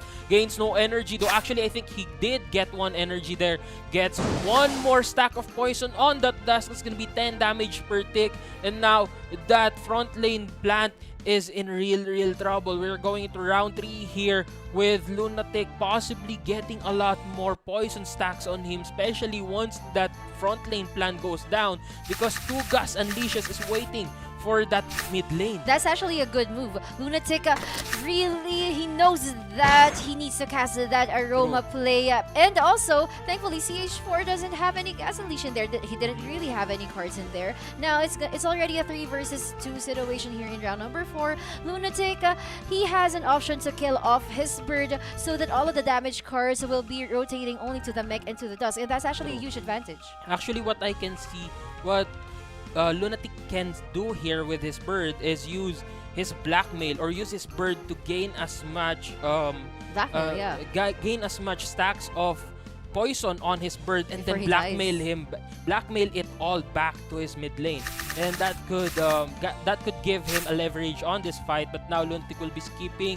That means he's gonna be putting 6 stacks of poison on that Dusk, followed by of course a stolen energy using that vegetal bite. Yeah, he didn't do it actually. But now looking at the cards of CH4, he still has 1 gas unleash. True. And maybe the thing you said about saving up poison stacks and then throwing it over to the opponent, he can do that now because he has a gas unleash. CH4 has a gas unleash. Lunatic has the aroma, 2 blackmails, an all-out shot. That's a lot of damage, but CH4 won't be using a gas unleash right now on his back. Oh, he doesn't have a gas unleash on his back, actually. Only the front. Lunatic just keeps on skipping. He's very patient here. True. And I guess that's because Lunatic knows that CH4 doesn't have any way to damage him out and basically destroy that Dusk early on. That means he has all the space that he needs to gather up cards, and that's exactly what he's doing. CH4 will now be getting 2 cards here, gets a self-heal, and of course gets 1 energy from Lunatic here, but Lunatic will just keep on skipping until I think what he'll do here is just keep on skipping until he has to move, or that front lane Dusk gets destroyed and gets taken out of the battlefield here. Because now, as we can see here, Lunatic's mech is almost full deck. That would mean all the cards will be rotated towards his bird and towards his Dusk. Now he'll just keep on skipping. Of course he will. I think what he's planning to do here is just keep on getting energy and keep on getting cards until the very last opportune moment where he'll have... There's two gas unleash. There's two gas unleash in there. CH4, those cards just rotated, and now he's doing what you said. The aroma play, the all-out shot, the double blackmail is there now. He has the poison stacks, and it didn't even bother him. Of course, it did not. That was an amazing play coming in from Lunatic here. Again, this is a battle for patience. He knew that he didn't need to rush and he didn't need to destroy his opponents early on. So now we are going to be going into the last, or we are going to be going into the Blood Moon Curse with Lunatic still having that blackmail and the all-out shot. That's going to be enough to put a lot of damage on that plant, and he won't even have any trouble with it when it comes to poison anymore. Now there's gonna be double balloon. There's gonna be feared. Goes in, actually removes the fear there. Heals back up, but at the same time, look at this. He's gonna be drawing again 2 more cards, but he doesn't have any energy left to burst it down. Now the Blood Moon Curse is here, and in next round is gonna be 80 damage. We hope this is enough, but unfortunately, these 2 nut throws won't be enough even with the balloon included. CH4 on the other hand, he doesn't have the rosebud anymore. He doesn't.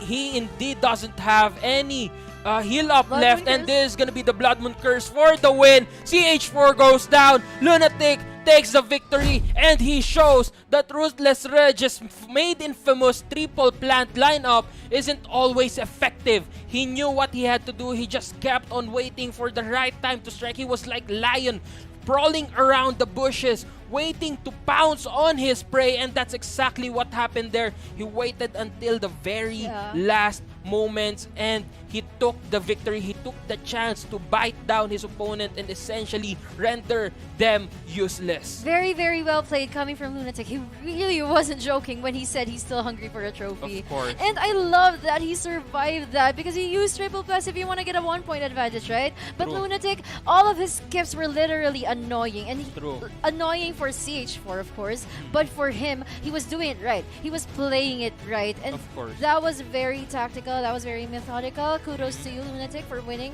for getting that 1-point advantage instead. Because how ironic it was, right? Yep. Again, Lunatic is well known for that type of lineups, the bird mech and then plant or dusk. He's so well known when it comes to that type of team, to the point where he can actually dish out strategies against any type of opponent, even if he gets an enemy that uses the same type of lineup. I think he'll still have countermeasures for those types of opponents if he is using his comfort pick. Now, the question is, will Lunatic keep on using his comfort picks, or will CH4 finally get his breakthrough against our finalist for the Axie All-Stars? Yep. Actually, nobody has broken down the 2-0 clean sweep record yet. And we haven't we are yet to see if this is the match that's gonna have a game 3. It is going to be the first match, is it? I think, well, that will depend on CH4 and Lunatic. True. And now we are going to be going into game number 4. Scaly Lounge! A lounge team! I love it! CH4 showing it to us. We saw a lounge team yesterday, but that was only 1 game.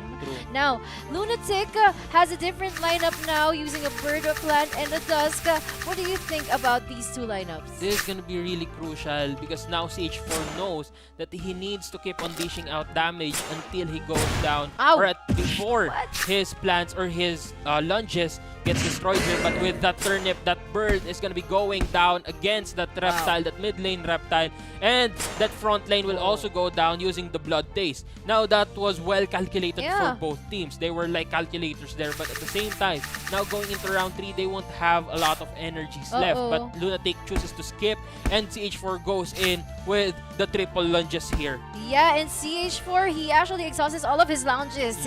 And Lunatic, this is already a 1 versus 2 situation for him. him. All he needs to do is to use this numbing creation to his advantage. He has a healing mechanic. CH4 doesn't have a Skyrap, and that's an advantage. Now, CH4 just skipped. Lunatic will use that numbing creation right now, and he won't be able to use any of his cards except for the turnip. He only has one turnip left on his deck, and he only has his aquas in the back to deal damage. And now CH4 is actually doing a revenge kind of tactic, skipping and skipping and skipping. Oh, but he won't be skipping anymore. That's gonna be a fragile applied to that plant, followed by, of course, that return damage coming in, but with the triple threat coming in from the back lane and the turnip, that's gonna be 161 HP remaining on that plant, but he will heal back up. And with the critical and another critical, he is almost back in full health. Now there's gonna be another lunge, 117, followed by a Koi, Crimson Water, and a Koi as well. 130 HP remaining here. Now CH4 doesn't have any energy left, and Lunatic will still have the advantage over here because now he will be removing any melee cards from the equation here. He will just keep on using the fragiles here, but that's not gonna be enough to remove the plant here, and Lunatic will just keep on spamming. This is where the Genjutsu comes in. He is now in eternal damnation here. Lunatic will just keep on spamming this numbing creation and that cleanse scent combo until the very last seconds. CH4 now just he has no choice but to use these two buzzing twins, but Lunatic, he wants to make it more devious and casting those double blood taste with a critical and a numbing creation. Of course, he can never miss that out. And CH4. here comes the surrender. CH4 goes down without even being able to put up a fight against that mid lane. That was a really dire moment for CH4, and he couldn't even do anything about it. Basically, what Lunatic did there was give him no options in taking vengeance against him and showing that he truly is hungry for that taste of victory all the way to the finals. To be honest, Lunatic, I can really sense some hunger here. Like there's really like no famine, but he wants blood. He wants blood. He wants indeed. blood. He wants to again. He kept on using blood taste, and I think that was a metaphor for his desire to taste the blood of his enemies until they all go down, and they give him the way to that championship and finally to his throne. What a foreshadowing coming from Lunatic. And I have to admit, things are going very exciting here. Dizzy Boy is there, Shroom is there, and Lunatic is now here. These three people, and these three people who are gonna go against each other later on, and I'm just really excited on how this tournament will play out. We still have 3 more matches, I think. I think so, Yeah, 3 more matches to witness this day, this afternoon, this night, whatever time is it there in your place or in your country, wherever time zone you are. We will keep being united here in United Gamers Axie Pro Tournament. So, of course, speaking of unity, we have a co-presenter, aka TM, the nation's leader in affordable telecommunications. Samahang pina-easy moments, TM is the key. TM is the key indeed. And of course, we would like to extend our gratitude towards our major sponsors without whom this tournament would not be possible. Thank you, Board Punks of Society and BitKeep, and of course for the Axie Esports grant as well. And guys, do not forget to join our BitKeep for Keeps activity, because our major sponsors are Board Punks of Society and BitKeep, and because of their sponsorship, they are giving away 100 BKB contest if you download the BitKeep wallet app. So don't forget to download it, install it, and a total of 5 lucky winners will be selected per day. And of course, if you are a lover of NFT games as well as artworks and masterpieces of artworks, UGG is presenting to you their digital art contest. All you have to do here is make an artwork of your favorite NFT game, and you'll basically win a free SLP as well as a free minting of your artwork. Now, if you are interested, and I'm sure you are, all you have to do is go to UGG's Twitter page and check it out for more info. Guys, thank you so much for participating in our event. UGG has a lot more to offer. If you guys go ahead and check True. out their Twitter page, their FB page, they're also giving away scholarships, Axie scholarships, and Sweatshirts. sweatshirts. True. I would like to get my hands on those sweatshirts. Actually, I actually do want to join that giveaway as well. Yeah. But again, I am in Victim Together. Here with me is Paring JP, and we will be right back in time for Awie Hill versus Hazelia. Rocket Ascenso! Bebenta ang lechong gawa ko! Haya! Unlock! TM is the key! Bagong TM Easy Serve 50 Fun Racket. May 5 gig pang internet at pang-asenso with only all-net text pa. Sa pinasulit offers ng TM, ang Racket Life pina-easy. Basta racket, haya! TM is the key!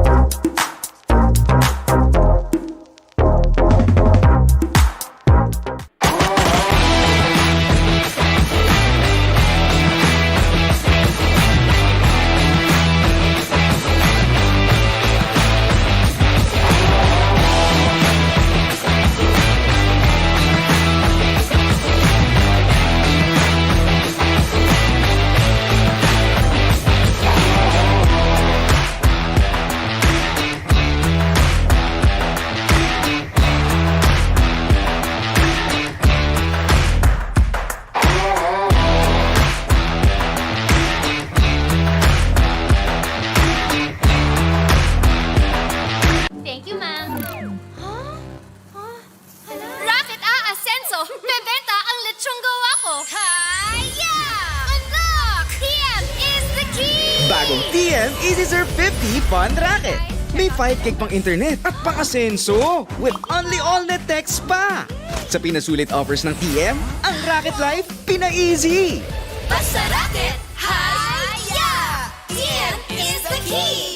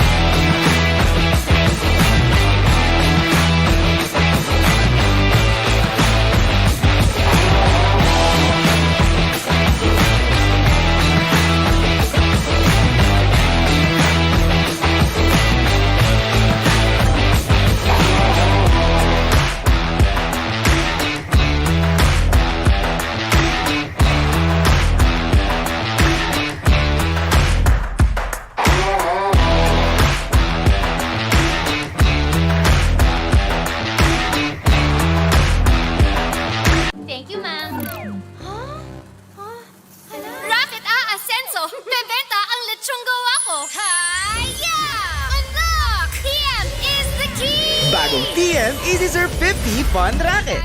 May 5 gig pang internet at pang-asenso with only all-net text pa. Sa pinasulit offers ng TM, ang Racket Life pina-easy. Basta racket, haya! TM is the key!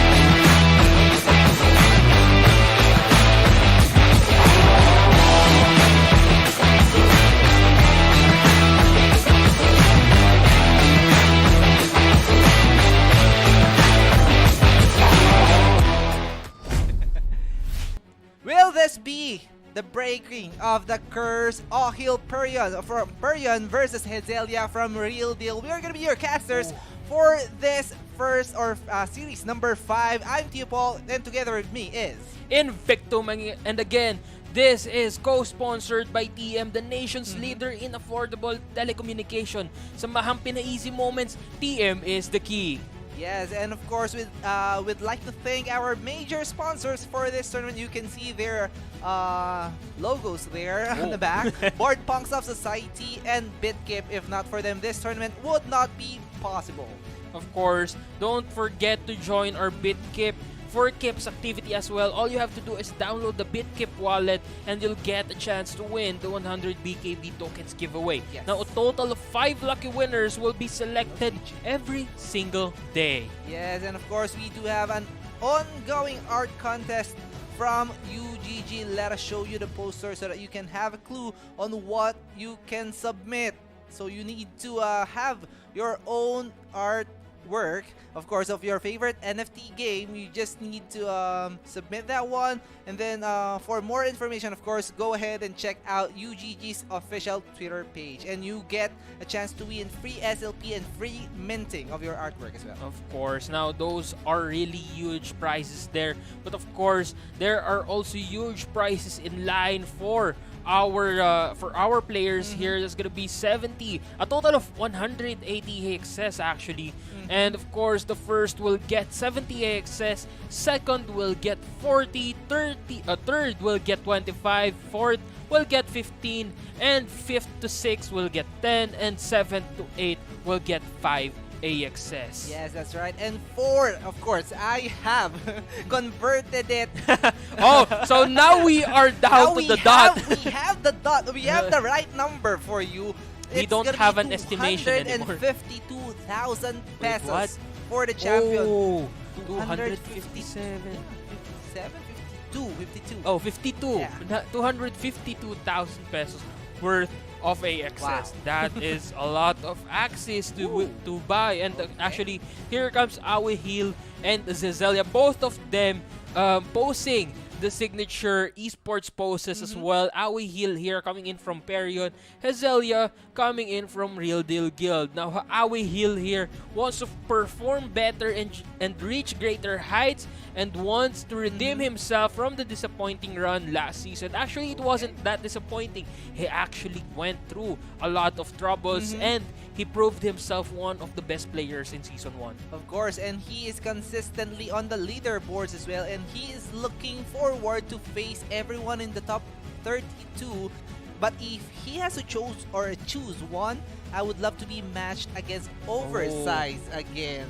Did Oversize beat him on Season 1? Okay. Yeah, it was Oversize and his unpredictability that removed or eliminated Awie Heal from the tournament, and that actually brought a lot of outrage actually, in the sense that it was surprising in the way Oversize defeated Awie Heal. But now, Awie Heal, if you want to fight against Oversize, you'll have to go to the lower brackets or wait for him in the latter half of our tournament. Now, who or what motivated Hazelia, our Creator Cup champion, in joining UGG Axie Tournament Season 2? Well, before dedicating her time in streaming, she was actually a professional Dota player for Brand Esports female team. The thrill from competing is something she truly enjoys, and it's no different with Axie. This Season 2 of UGG is another outlet for her to compete. Yes, sir. And of course, no one in particular, he or she rather, is not looking for anyone in particular here. Instead, he or she wants to go against the best of the best, whoever that may be. And we all know that Hazelia indeed has gone against the best of the best. She has... Do you know why I'm laughing right now? Why? It's because Hazelia has that seating... She has one knee up. Yeah, the pro player seating position. But look at Awie Heal. Look at Awie Heal stretching himself, warming up before the game against the Creator Cup champion here. And actually, Hazelia was streaming earlier. She was streaming earlier. Yeah, she was basically warming up. And again, we've seen Awie Heal and Hazelia go up against the really tough opponents, the likes of Jobbles, the likes of Coco, and of course Coco being the one that removed Hazelia from Axie Pro Tournament Season 1, I think, and Awie Heal being kicked out of the tournament as well by Oversize. So now they are going up against each other, and this is where they'll be the very first moment where they'll be fighting it off and hoping to secure that slot on the next round or in the next game for the upper bracket. And at the same time, they still will have a chance to come back if they do go down to the lower brackets. Of course. Now let's talk about their Axies. 24 Axies for Heal here, and a lot of meta Axies that I'm seeing. What I was about to say is the numbers of Hazelia. Look at this. It's still loading up, but I know you will be in shock once you see the numbers there. 58 Axies, well prepared for Hazelia to use at her disposal.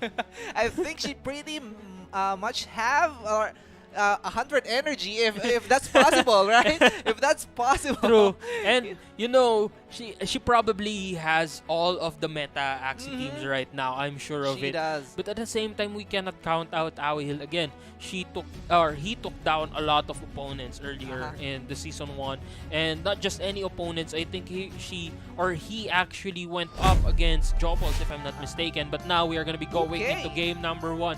Awie Heal go for or against Hazelia here. That's going to be an almost identical lineup here. AAD indeed for both of them. Heal, on the other hand, has the spiky wing on the back. Hazelia has the cuckoo for his God Aqua, as we referred to. So speed-wise later on, of course, Hazelia will have the advantage because of that bug part on the backline Aqua of Heal.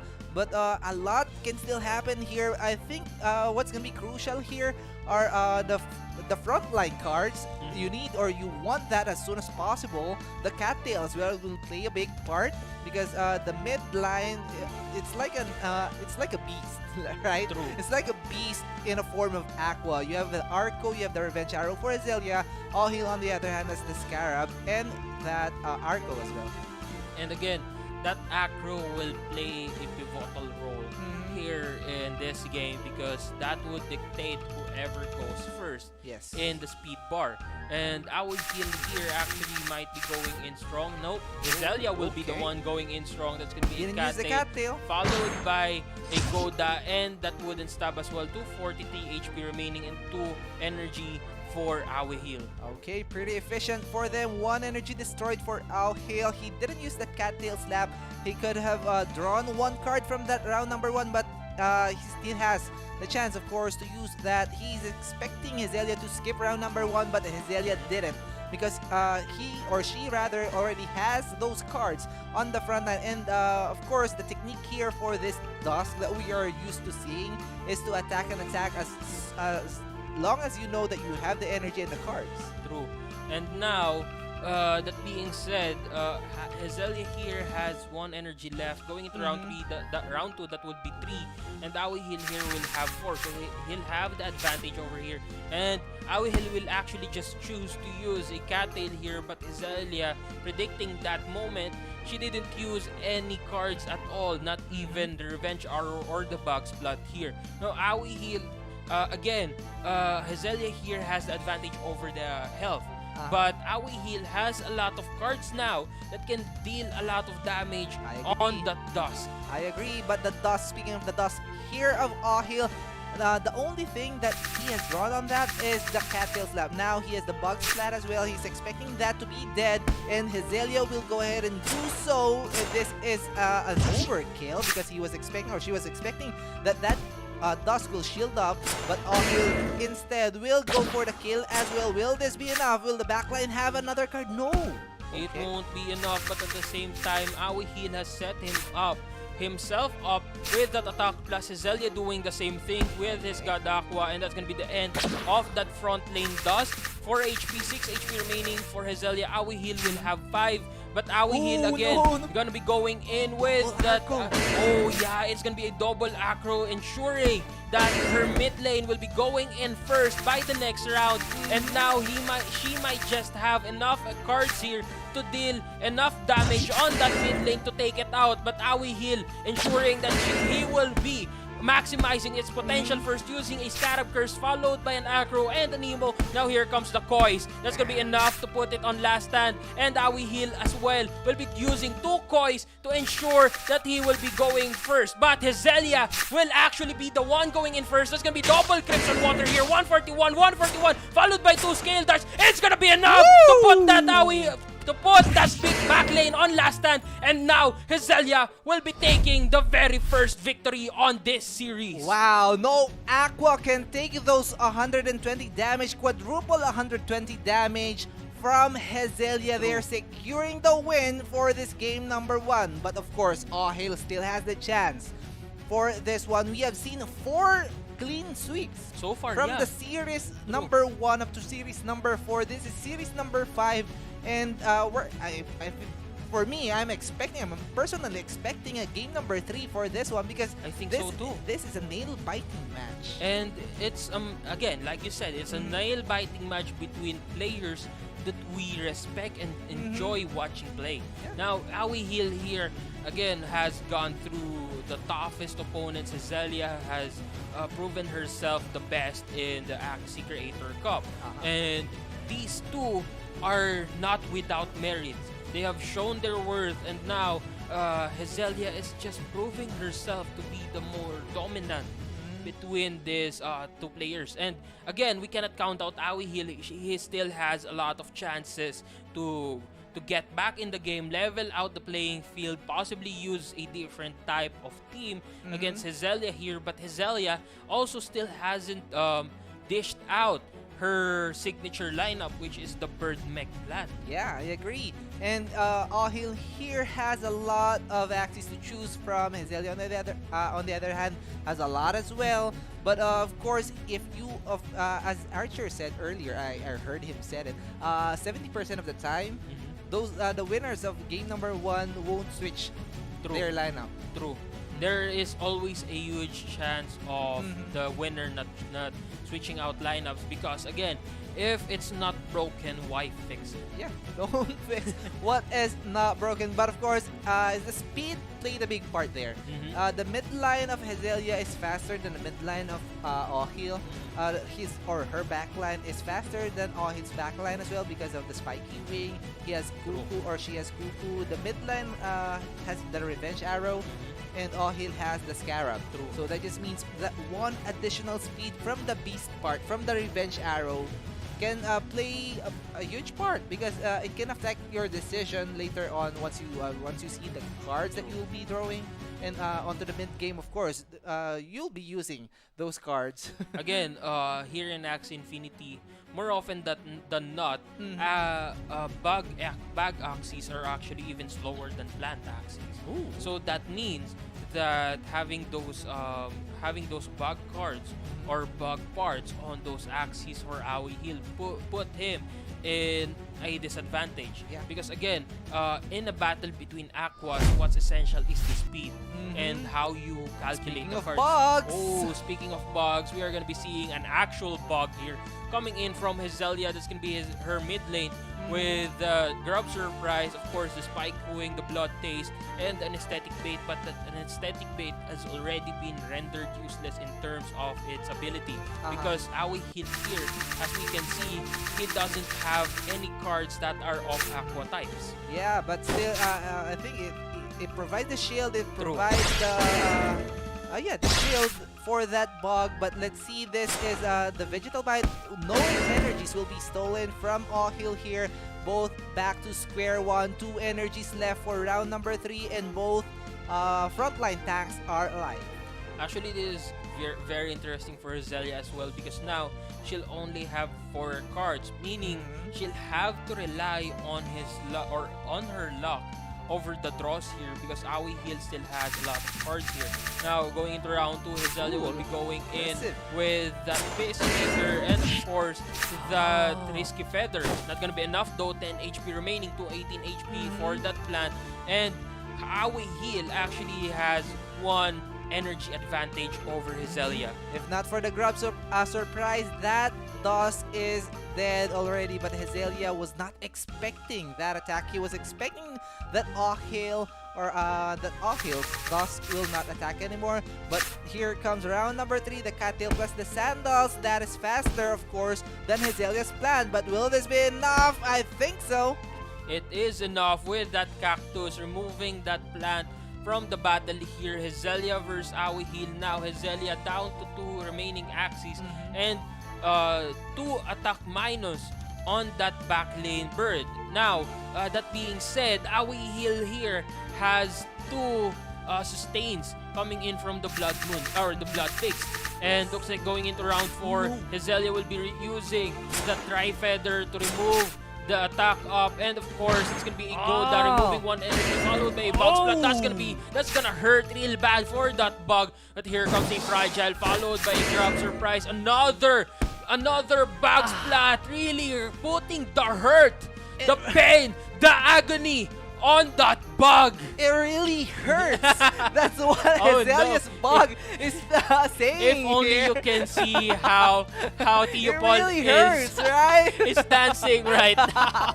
But of course, It's hurting me as well. that bug splat is made for bugs. That's why you call it the bug splat. And Exactly. you here in the Philippines, I don't know on your country, but here in the Philippines, you use your slippers, of course, to kill those bugs. But right now, Hazelia is down to 2 Axies. Almost dead Fog, but here comes the risky feather. Press the Tri-Feather combo, and this can still sustain the Bog. That's a lot of heal from him, but he is not able to kill that midline plant. That Double just means cat that he tail. will have his heal up as well. And he used double cattail, essentially drawing a lot of cards there. Look at that. His back lane, or her back lane, Awihil's back lane actually, is already full. And he is on full deck. Now, all the cards that he'll be getting will rotate onto that, or almost full deck. And now all the cards that he'll be getting will rotate onto that mid lane. That's gonna be an Egg Bomb, followed by a Risky Feather, hoping to get the kill there, but not enough. Now here comes that's a the good egg. double Bug Splat. That's gonna be 97 each. Now, two of Hazelia's Axies here are down to red health, but at the same time, that gave him the opportunity to heal back up his bug, or her bug here. That's gonna be a Clairvoyance, removing one card from her bird. And here comes another Blood Taste, 108, followed by an Anesthetic Bait, still drawing a lot of cards here. Again, he'll just keep on using the cards that is on his front lane here, or in his mid lane, to keep getting the cards, and at the same time keep putting substantial damage on that bug. Wow, what a card management from Awihil. Both mid lines are sustaining the damage right now, but this grabs our critical as well. Will kill that one, but look at the HP of the bird of Hazelia, and that bog as well. He will be able to sustain the damage here, having 108 heal, but of course this double cactuses will deliver the final blow on that bog. A last stand though, and now we are entering the Blood Moon Curse. This is really crucial for Hazelia. Why? Because now her bird on 92 HP remaining. That means after this Blood Moon Curse, she'll only have one more round left, or this round alone will be her saving grace. That's gonna be double Peacemaker. I don't think this is gonna be enough. Another Egg Bomb, another Risky Feather. It's not gonna be enough. Awihil will be taking the victory here using that lick combos, and of course, if it even goes down to the last stand, he will have the Blood Moon Curse on his side. As predicted, this is the first game 3 of our day number 2. Hazelia and Awihil showing us what could be the best series, the best game of this day. True. Again, Awihil is not a person you can sleep on. Awihil will keep on coming at you and will keep biting at you until he gets the victory. But at the same time, his Bug Splats actually played a pivotal role there. And actually, one more thing. It can be a prediction, right? True. Because Hazelia has those bugs that can really be a headache for Awihil, and Awihil was prepared for that. 2 bug splats for him. You know what else gave him the victory? There was the place where he kept on using double cattails. He essentially maxed out the deck of his back lane, ensuring that Awihil's mid lane will keep on drawing cards. Enough cards to not only sustain but also deal a lot of damage, even if Hazelia kept on healing her mid lane bug.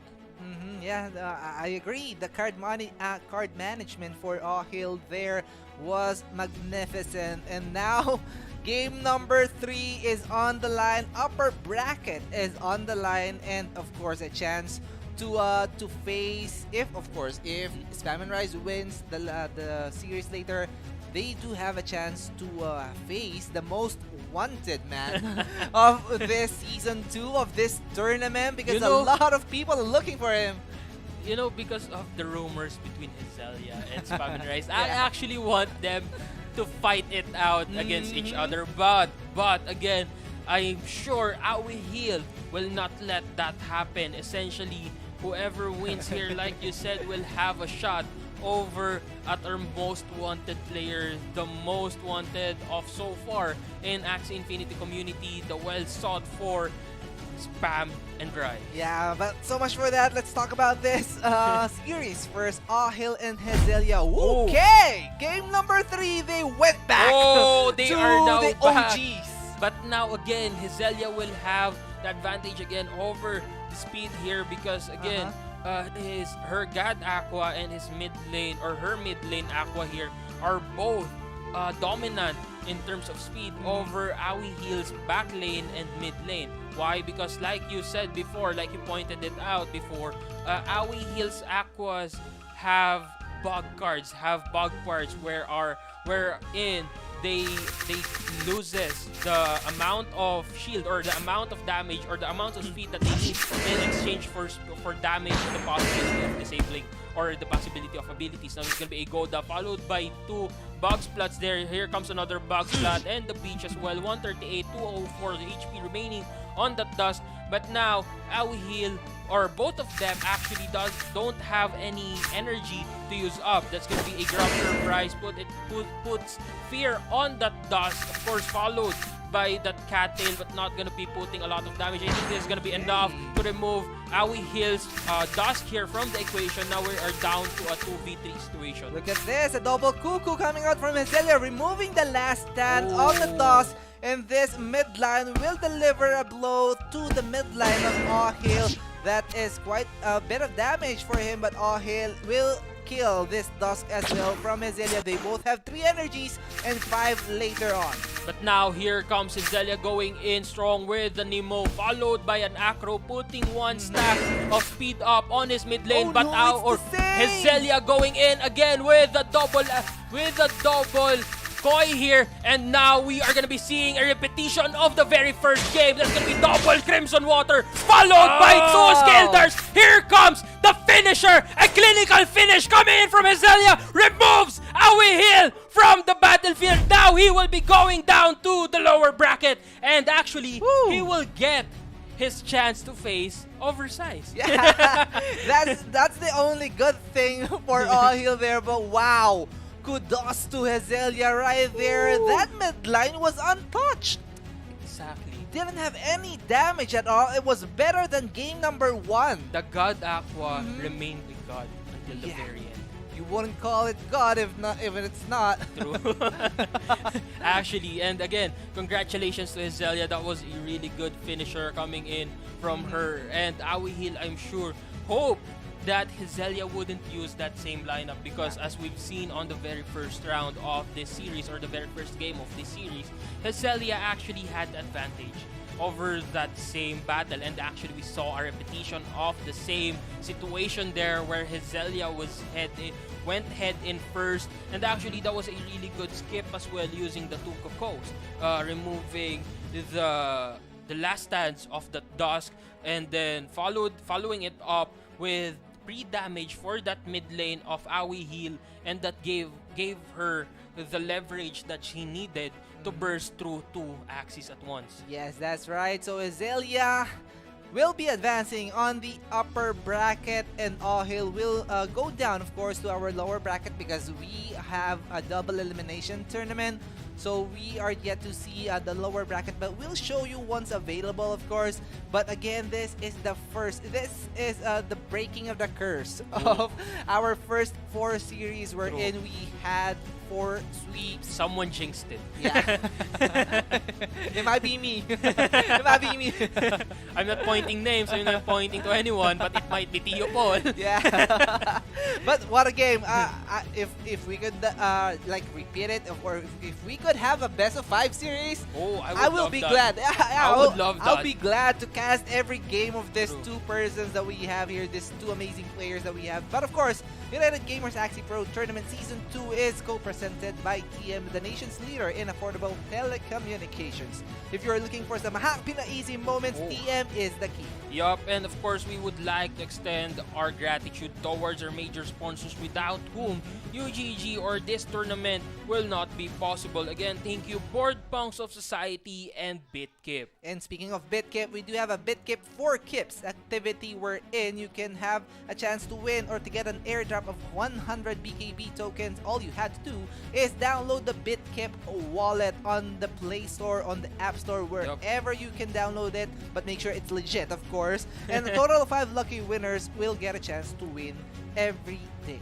Of course, those 5 winners every day will not be the only winners here in our tournament. UGG is also presenting you the digital art contest, and this is for the artists out there. Again, if you are a lover of NFT games, and if you are a lover of NFT games and creating masterpieces of artworks, then this is the contest for you. All you have to do is make an artwork of your favorite NFT game, and you just have to submit that to get a chance to win your free SLP and the free minting of your artwork. Again, if you want further information about it, all you have to do is visit UGG's Twitter or official Twitter page.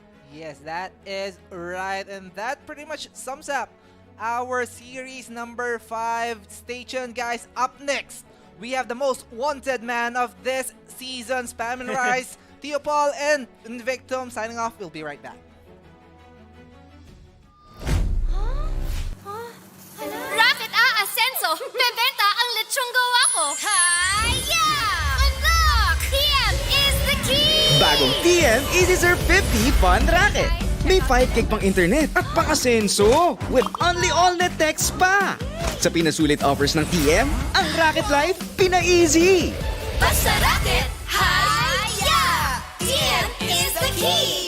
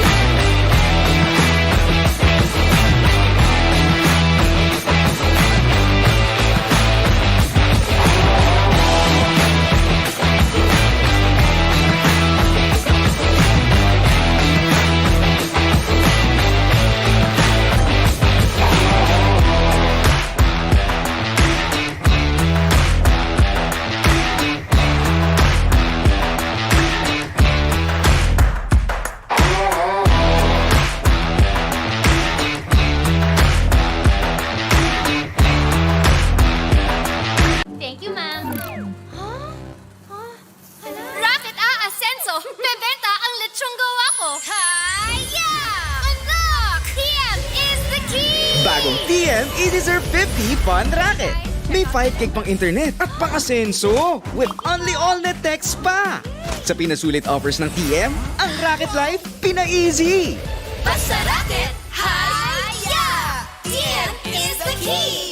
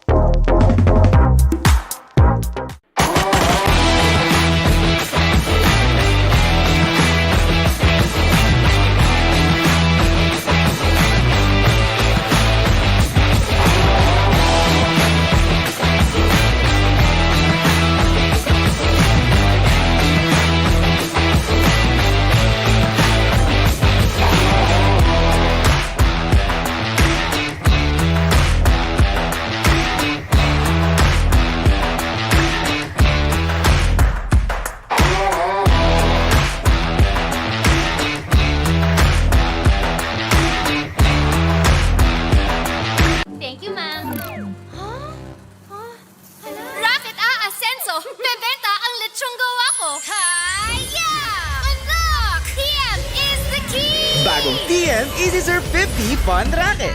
May 5 gig pang internet at pang-asenso with only all-net text pa. Sa pinasulit offers ng TM, ang Racket Life pina-easy.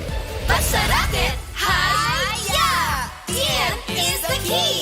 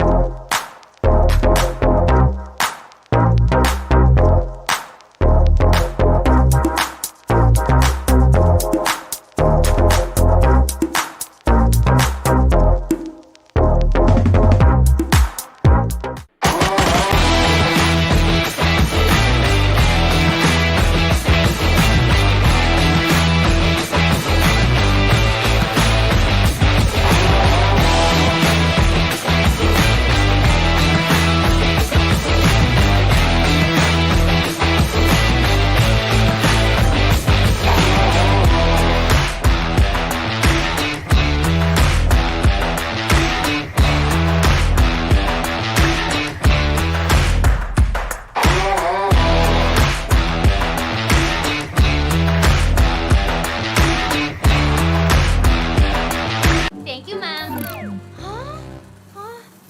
Racket Ascenso! Bebenta ang lechong gawa ko! Haya! Unlock! TM is the key! Bagong TM Easy Surf 50 Fun Racket. May 5 gig pang internet at pang-asenso with only all-net text pa. Sa pinasulit offers ng TM, ang Racket Life pina-easy. Basta racket, haya! TM is the key!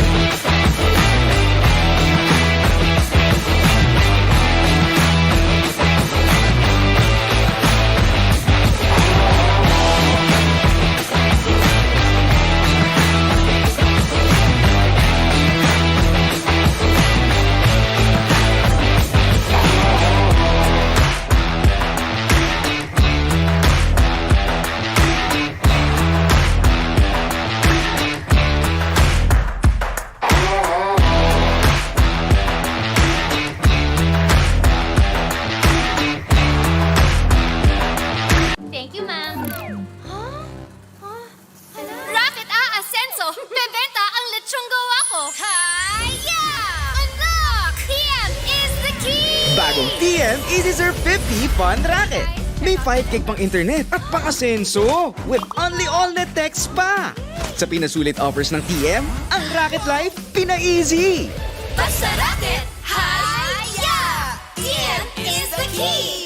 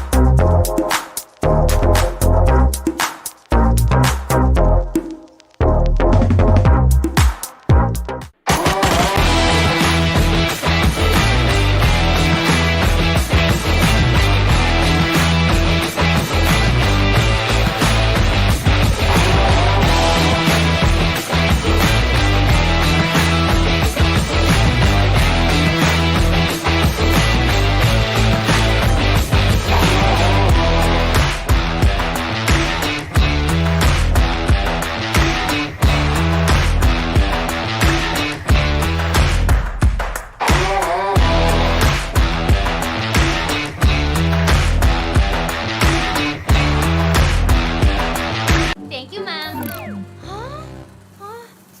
Racket Ascenso! Bebenta ang lechong gawa ko! Hi-ya! Unlock! TM is the key! Bagong TM Easy Surf 50 Fun Racket. May 5 gig pang internet at pang-asenso with only all-net text pa. Sa pinasulit offers ng TM, ang Racket Life pina-easy. Basta racket, hi-ya! TM is the key!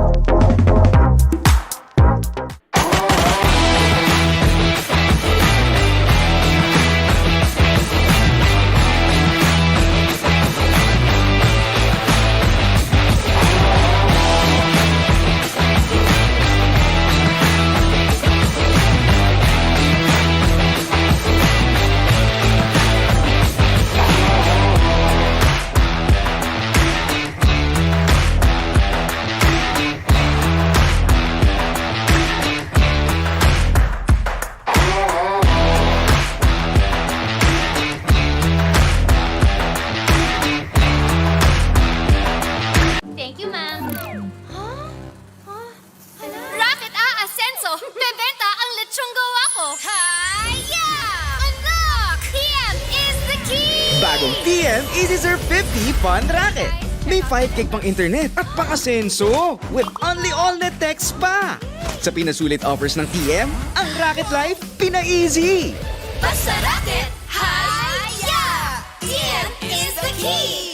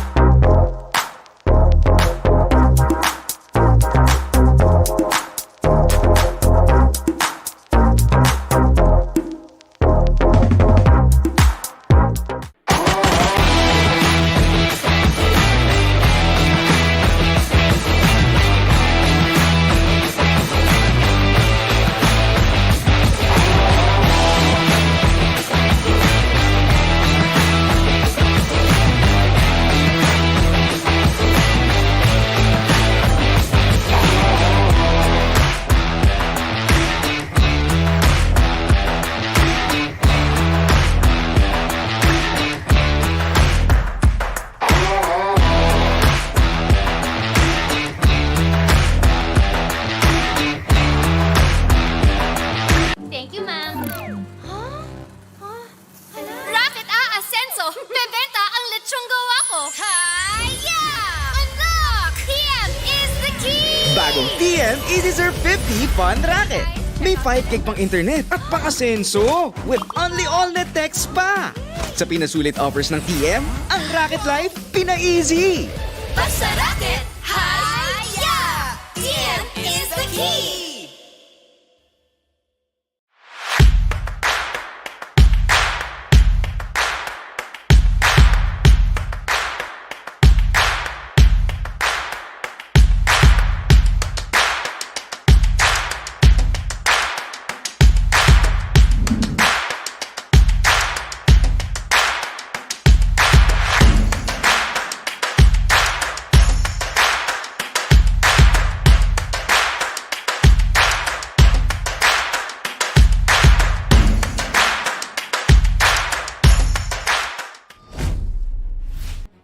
The most awaited match is about to happen. The most wanted man of this tournament is about to fight. We have Spam and Rice from Super Whale against Dronz TV from NSK, and we are bringing you the heat of this action. I am T-Paul, and Paring JP is the one casting alongside me. Yes, guys, Spam and Rice. There, you have a great point there. He's really sought after. Every time we read descriptions, there's like only a few people who didn't mention Spam and Rice. But most of them, a lot of them really mention Spam and Rice. Yeah. So it's really one of the most awaited matches for round number 1. And it so happened that it's gonna be Dronz TV from NSK that's gonna battle this match against him. Yes, that's right. But of course, first things first, United Gamers Axie Pro Tournament Season 2 is co-presented by TM, the nation's leader in affordable telecommunications. Sa mahang pina-easy moments, TM is the key. Yep. And of course, guys, we would like to extend our gratitude to our major sponsors, without whom the UGG Axie Pro Tournament Season 2 would not be possible. So, of course, huge shout outs to Board Punks of Society and BitKip. And also, don't forget to join our BitKip for Kips activity. All you need to do is to download the BitKip wallet app and you get a chance to win 100 BKB tokens that you can use on the BitKip wallet. And 5 winners will be selected daily. Yeah, and of course, UGG is offering us or presenting us their artwork contest. Just head on to the Twitter page of United Gamers. That's at UGG Network for more information. But if you love drawing digitally, if you're a graphic artist, just give us a drawing or an art of your favorite NFT game. Make it creative, make it dramatic. I don't know. Make it your own. Of course, you're gonna get a chance to win free SLP and a free minting of your digital artworks. So yeah, just head on to the Twitter page or Twitter account of UGG at UGG Network. Yes, aside from that, we don't have a poster for this, but you can check UGG's Facebook page. You can check the pinned post there. If you don't have an Axie team yet, they're giving away Axie scholarships. Yeah, I don't have and an they, Axie team. They do have an Axie sweatshirt giveaway as Yeah. well, which I will be participating. I will Me check too. out. I will check out the. I'll make sure I'll get it the- first before you the do. instructions later on, or even after this match of Spam and Rise and Dronz, I will go ahead and check it out. So you should do so as well. Right now, Spam and Rise, even if I'm not a player of this tournament, even I'm still looking forward for Spam and Rise. Really? I'm looking for it. Mm-hmm. But I'm looking for the literal one, the food. You I want hungry? one. I want a Spam and Rice and egg as well. You know, this is what's interesting. Spam and rice, they're really famous in the Philippines, but spam and rice is not Filipino, right? Really don't know Yeah, the I whole that because, but he Well, or- I just remembered spam and rice is kind of famous also in some other parts of the world, but it's very famous here in the Philippines. You know, if you're hungry and you wake up, you get spam and rice and you're solved. But who is Spam and Rice? Spam and Rice is a streamer who is constantly in the leaderboards and winning tournaments. He streams every day and gives free reviews and coaching. Oh, by the way, I just learned that he's also hosting a dating stream. Yeah, you can either like choose cheapo or a free Axie Okay. in his page. Yeah, I I'll just saw choose it last cheapo. night. You will choose cheapo. Who or what motivated you to join the UGG Axie Tournament Season 2? What motivated me to join is facing the insane competition in the PH community, and the PH community has some of the best players he knows. Wow, thank you so much for honoring our nation. But he is looking forward to go against Hazelia the most. Oh, she's his best friend and one of the best players. Aw, that's so sweet. Yeah. She's also his favorite streamer and has beaten me 4 times in a row. Oh, he needs his revenge. He really does. And you know what? It's really funny because if they have a huge chance on going up against each other in round 2. Yeah, that's right. Yeah. But of course, Directly in round 2. Spam and Rice needs to win this first. Yeah. Against Dronz TV because Hazelia won it earlier Yeah. against Ahil. But right now, Dronz TV pointing up to his sentido. Nice so tattoo. who is Dronz TV? I am Eldronz Amante, aka Dronz TV, former top 1 in Axie Arena leaderboard, and also the head coach and meta team creator of NSK Esports. Wow. Oh wow, that's a nice guild, and he's motivated in this season 2 because he forced himself to join this tournament to prove himself from the bashers who did not believe. Oh yeah, that's one hell of a motivation, and you want to show the world who Dronz TV is. That's actually a good motivation, and he is also looking forward to match with the champion and get the crown. Okay, so Is the that champ. Coco that he is referring to? Because he is the defending champion of this tournament. Yeah, unfortunately, it's not gonna happen in this tournament. Maybe they can like have a live stream and do a PvP. Yeah, kind of let us know as well what does NSK mean for Dronz TV. Hit us on the comment section. But right now we are showing you Spam and Rice and Dronz TV as well. Is Dronz TV moving, or is this a picture? Is this a camera? We don't know, but Spam and Rise is kind of moving a bit. But comments on this. Well, Spam and Rice, look at those eyes. It's like he's really focused. Okay. Yeah, it's kind of intimidating too. But John Steve, unfortunately, we won't be able to see it moving. But he also looks like he's in the... Oh, there it is. This is hard There for it Dronz is. TV. No, I was supposed to joke, but Oh, he okay. moved. He moved. I was supposed to joke that this is hard for Dronz Yeah, TV. you get on with the joke. No. I was just trying to say that it's hard not to move on the camera like that. I'll try it. Okay. I'm gonna blink. I wasn't moving. I wasn't moving.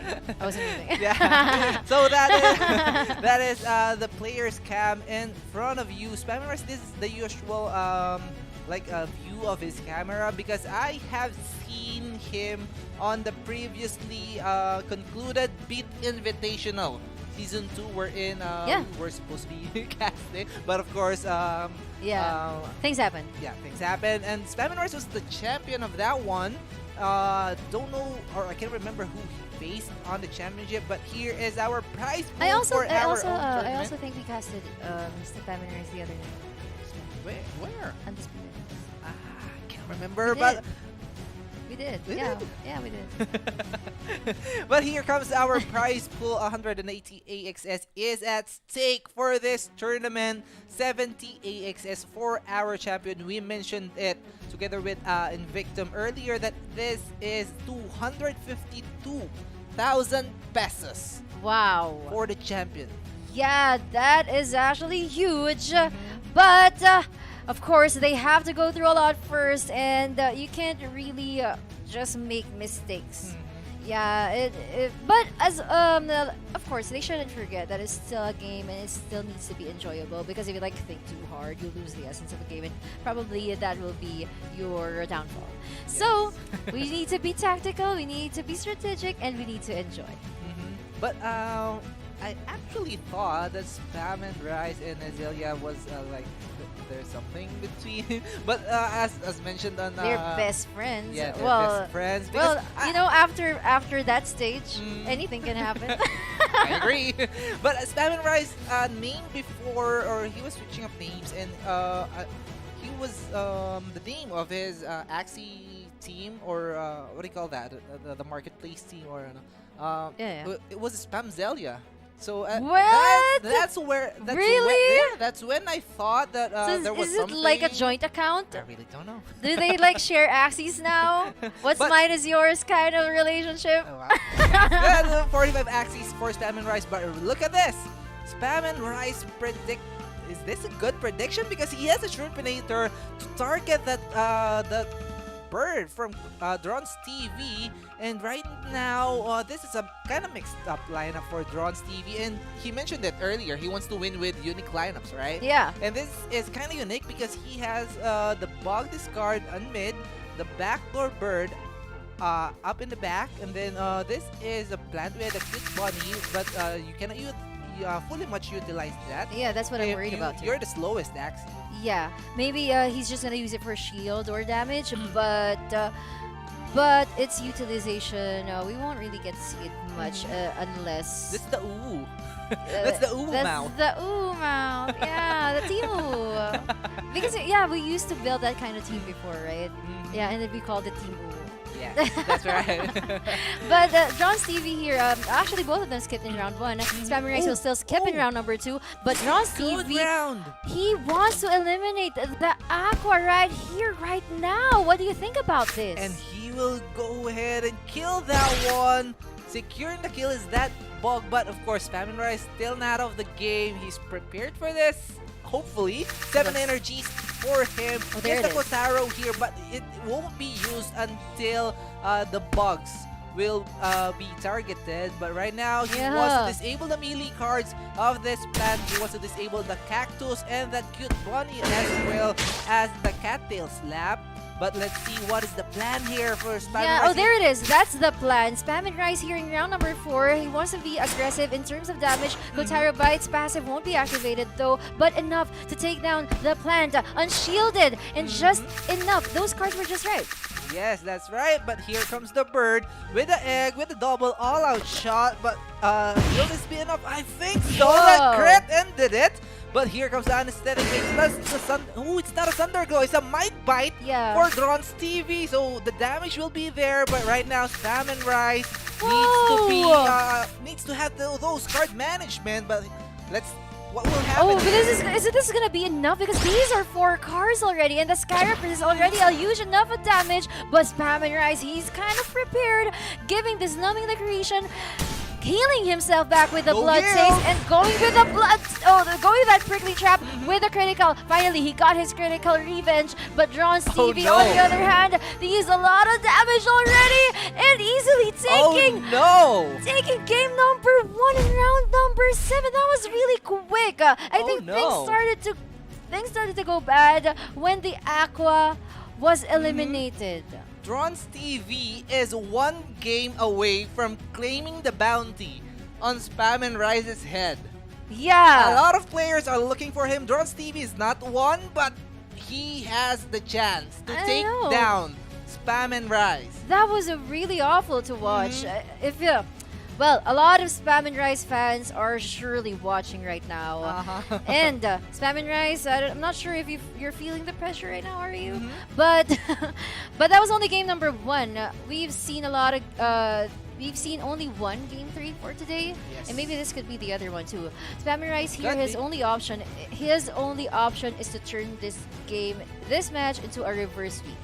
Yeah, he cannot lose this second round, or else he'll have no choice but to go through the lower bracket, and that will be very far from Hazelia. That's right. He will lose the chance. He will not just lose the match. He will lose the chance to face Hazelia and have his revenge. Yes, because if he's gonna go through the lower bracket, it would take some time for them to meet again. That's right, and there is a possibility that they won't even meet on the lower bracket, or I mean on the tournament. Yeah, because a lot can happen on the lower bracket. It's a long chances it's a long are gonna climb. get slimmer. Yeah, so Spam and Rise, yeah, if your goal is Hazelia, the easiest way is to win this match. But for Dronz TV, we are seeing a no mercy kind of play in there. It is, but there were also a lot of skips coming from Spam and Rise. Yeah, that's right. But it was really a lucky draw, as they refer it, a godly draw for Dronz TV, because that was a round 2 backdoor play coming out from the bird. And considering what do you call that, the nerf on the bird, you need to have 2 blackmails available in order for you to kill the Aqua. Yeah. With 400-ish HP, 408, 420 if it's a pure Aqua. But we're not seeing those anymore. But again, those 2 blackmails are pretty crucial for him. And Spam and Rise still using the same lineup, both of them. Is this It's gonna be a a reverse backdoor for Spam and Rise? He needs those cards on that Aqua as soon as possible. Yep, and for sure, this round, he's gonna be more careful, and he's gonna want to make use of the value of his Aqua. But look at the cards of Dronz TV. It's like it's gonna happen again. He just need 1 more card in his bird so that he'll be able to execute the Aqua of Spam and Rise. And Spam and Rise, on the other hand, he lacks shield to protect his Aqua. Anything can happen, guys. The card draws will matter a lot. Yeah, that's right. But I think an egg bomb or a triple 110 damage for the backdoor play won't be able to take down the Aqua. But I'm not really sure. I haven't seen it in quite a while. But right now, here comes Spam and Rise. Not really gaining much from the Kotaro here, but not enough damage to take down the plan. Yep, and here in round number 3, we're just waiting for the card draws. Actually, card draws will really matter a lot here, whether the cards of Spam and Rise in the Aqua will come or the cards of Dronz TV in the bird will come, because the first one to get the value, the first one who gets the value of the back card or the back Axie will be able to win, or has the higher chance to win. And in that case, Spam and Rise, he didn't even have to wait for the last card anymore, just to make sure that the bird will be executed. It was enough to shield himself though, but Dronz TV will have his revenge right now. That is the plan here. Spam and Rise will go back to that bird. This bird won't be able to kill the Aqua unless a crit happens, but here comes that Shrimp and the skill dart as well, delivering damage to the bog. And this Aqua is dead as well because of the aroma play. Yep, and also Dronz TV here using Aqua stock in case the Aqua goes through the front, but we didn't really see it happen anymore. And now Salmon Rice with his own version of Aqua stock, eliminating the front Axie of Dronz TV. Now this is already a 2 versus 1 situation. Things are turning around. Yeah, but of course Dronz here has the Scarab on the back of his bog. That just means that this plant later on the mid line won't be able to heal up, but he still has to deal with his front line. This Kotaro Bite won't even penetrate through the shield. And there was also a Biden's Nami Electrocution combo just to make sure that the passive will be activated. But Dronz TV here wants to eliminate this mid or front plant real quick. As Salmon Rise on the other hand, using a Prickly Trap and another Numbing Electrocution, the only card that Dronz TV will be able to use is the Parasite and the Scarab Curse. Let's see, will the damage be enough for Spam and Rise? This is the third glance plus the Scarab. That's the only thing, that's the only cards that you can use. Dronz TV has a lot of energies here, but the cards are not yet there. He can only use those 3 cards. It won't be enough to kill this plant, but the question is, will the plant be able to kill this bog? Let's see, this is a cactus plus the mosquito. Let's see. And also the Biden's delivering that one to left hand and Spam and Rise. Will this be a draw? It will looks this like be a it draw? will be a draw! It will be a draw! This is the first draw of this tournament! That was really a close fight, we have to admit it. Setting the draw aside, how it progressed was... This round, Dronz TV had the upper hand. This round, Spam Rise had the upper hand. And then, they're just really doing seesaws there. And it so happened that they ended the match in a draw. Yeah. Both of them died. But the draw here doesn't mean a 1-1 exchange. Yeah, it means we're means gonna have a game 0-0. 4. We're gonna have a game 3 first. Yeah. And if Spam and Rise wins, we're gonna have a game 4. Yes. Right? Yes. So yes, that's how it could works. be the first, not really, the first ever game 4 for this tournament. Yes. But this is the first draw Yes. of this tournament on our day number 2. Spam and Rise proving that he can still deal with the same lineup that he had dealt on game number 1.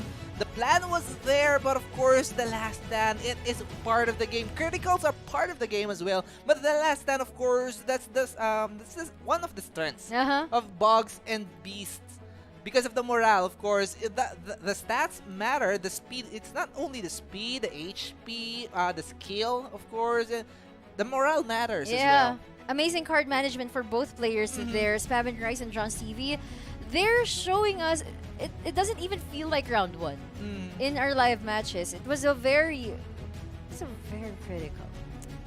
That was really a close fight, and both of their approaches are really high level plays. I mean, my brain couldn't even keep up there. Actually, if Spam and Rise didn't have the Bidens by the Yeah, last round, I mean, by the second to the last round, if that bug has 3 ticks of last stand, it wouldn't be a draw. Yes. Dronz TV would have won that one. But also, Spam and Rise had enough energy to shield himself, and he did use his highest shield there during the last round just to make sure that whatever happens, I did my best to shield myself and turn this thing into a draw. Yeah. Wow, what a game. I'm excited to see game number 3. They have a lot of Axies. Even what I wasn't able to see is Dronz TV's inventory, because what I have here is the previous, I think the old Ronin wallet of his old Ronin Dronz address. TV. Yeah, it only has one Axie, a bird. Is that a trump card? A bird with a mushroom. Yeah, a trump card, a fish hook, a Shroom's Grace, and this is the Risky Feather, right? Yeah, Risky Feather. That's I think this is the old Ronin wallet of Dronz TV. Yeah. I think there was a change. Of course, I acquired this Ronin wallet. Well, it's public information. Yeah, a few days before, and I collected it. Spam and Rise, on the other hand, has 45 Axies. He has a lot to choose from. He has the lunch team. He has those bogs, the god bogs that we're not yet seeing. But right now, Spam and Rise opted to go for a spiky wing mech. this is a new Axie that we're seeing. Because earlier he was using a plant, but now he wants to do it more aggressively because there's mechs are actually strong against bugs, and mechs are a lot stronger when it comes to plants. So the only problem here is that if for Spam and Rice, if Dronz TV was able to eliminate the Aqua as quick as possible, this mech will also have a disadvantage against that bird because that bird, as we all know, has a huge advantage against mechs. So right now, they both skipped in round number 1. Now we are yet to see what their plans are for round number 2. Yep, look at the bird. Look at the cards from the bird here. He only lacks the sneaky raid in order for him to backdoor, but he will not get that. He already has 5 cards there, and he will opt to go for the front. Uh-oh! With that all-out shot, he doesn't really care. He wants to get the value of his bird.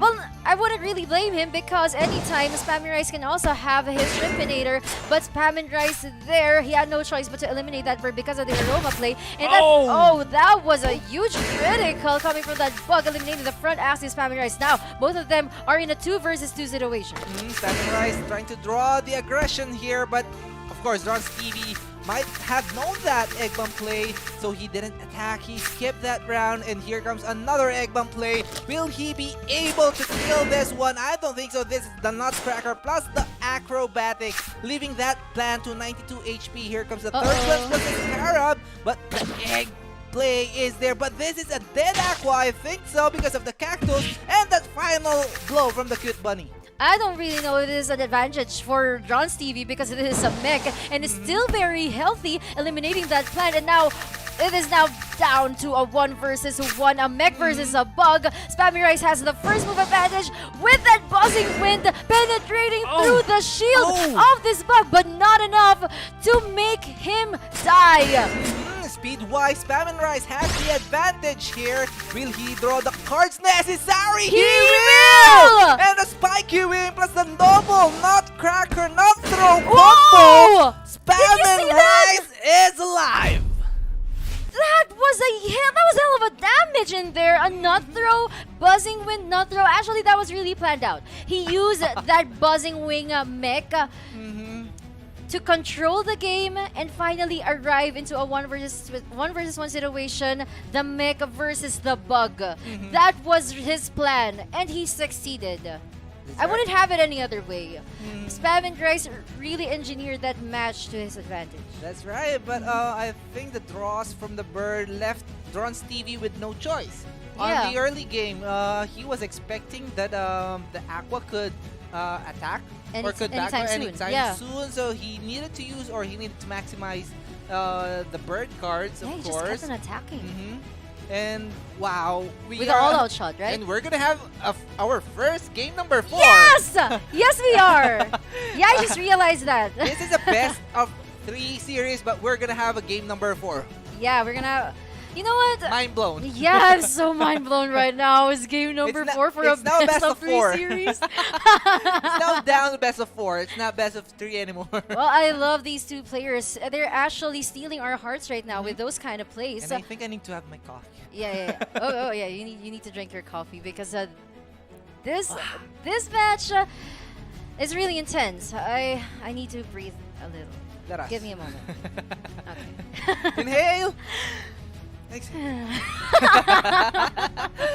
Guys, be with us. Yeah. Inhale. Oh, yeah. Okay, so let us know, guys, in the comment section. How do you feel? I don't want to know what you think about this match. I want to know what you feel about this match. And speaking of breathing, I remembered something that was taught to us during my high school days. Yeah, what is it? You call the pranic breathing. How do you breathe? I mean, touch your tummy. Touch your tummy. if you inhale. Okay, I'm touching my tummy. Okay, inhale. That's wrong. Why? If you inhale, you're inhaling air, right? So your tummy is supposed to get bigger when you inhale. Yeah. Is it? Yeah. Is it? Okay. What? Sometimes, or a lot of times, when people inhale, they're used to the tummy gets smaller, right? How do you inhale? Your tummy gets smaller. I mean. How does that happen? I don't know, right? How Are you does that thinking happen? about it? Are you thinking about it, guys?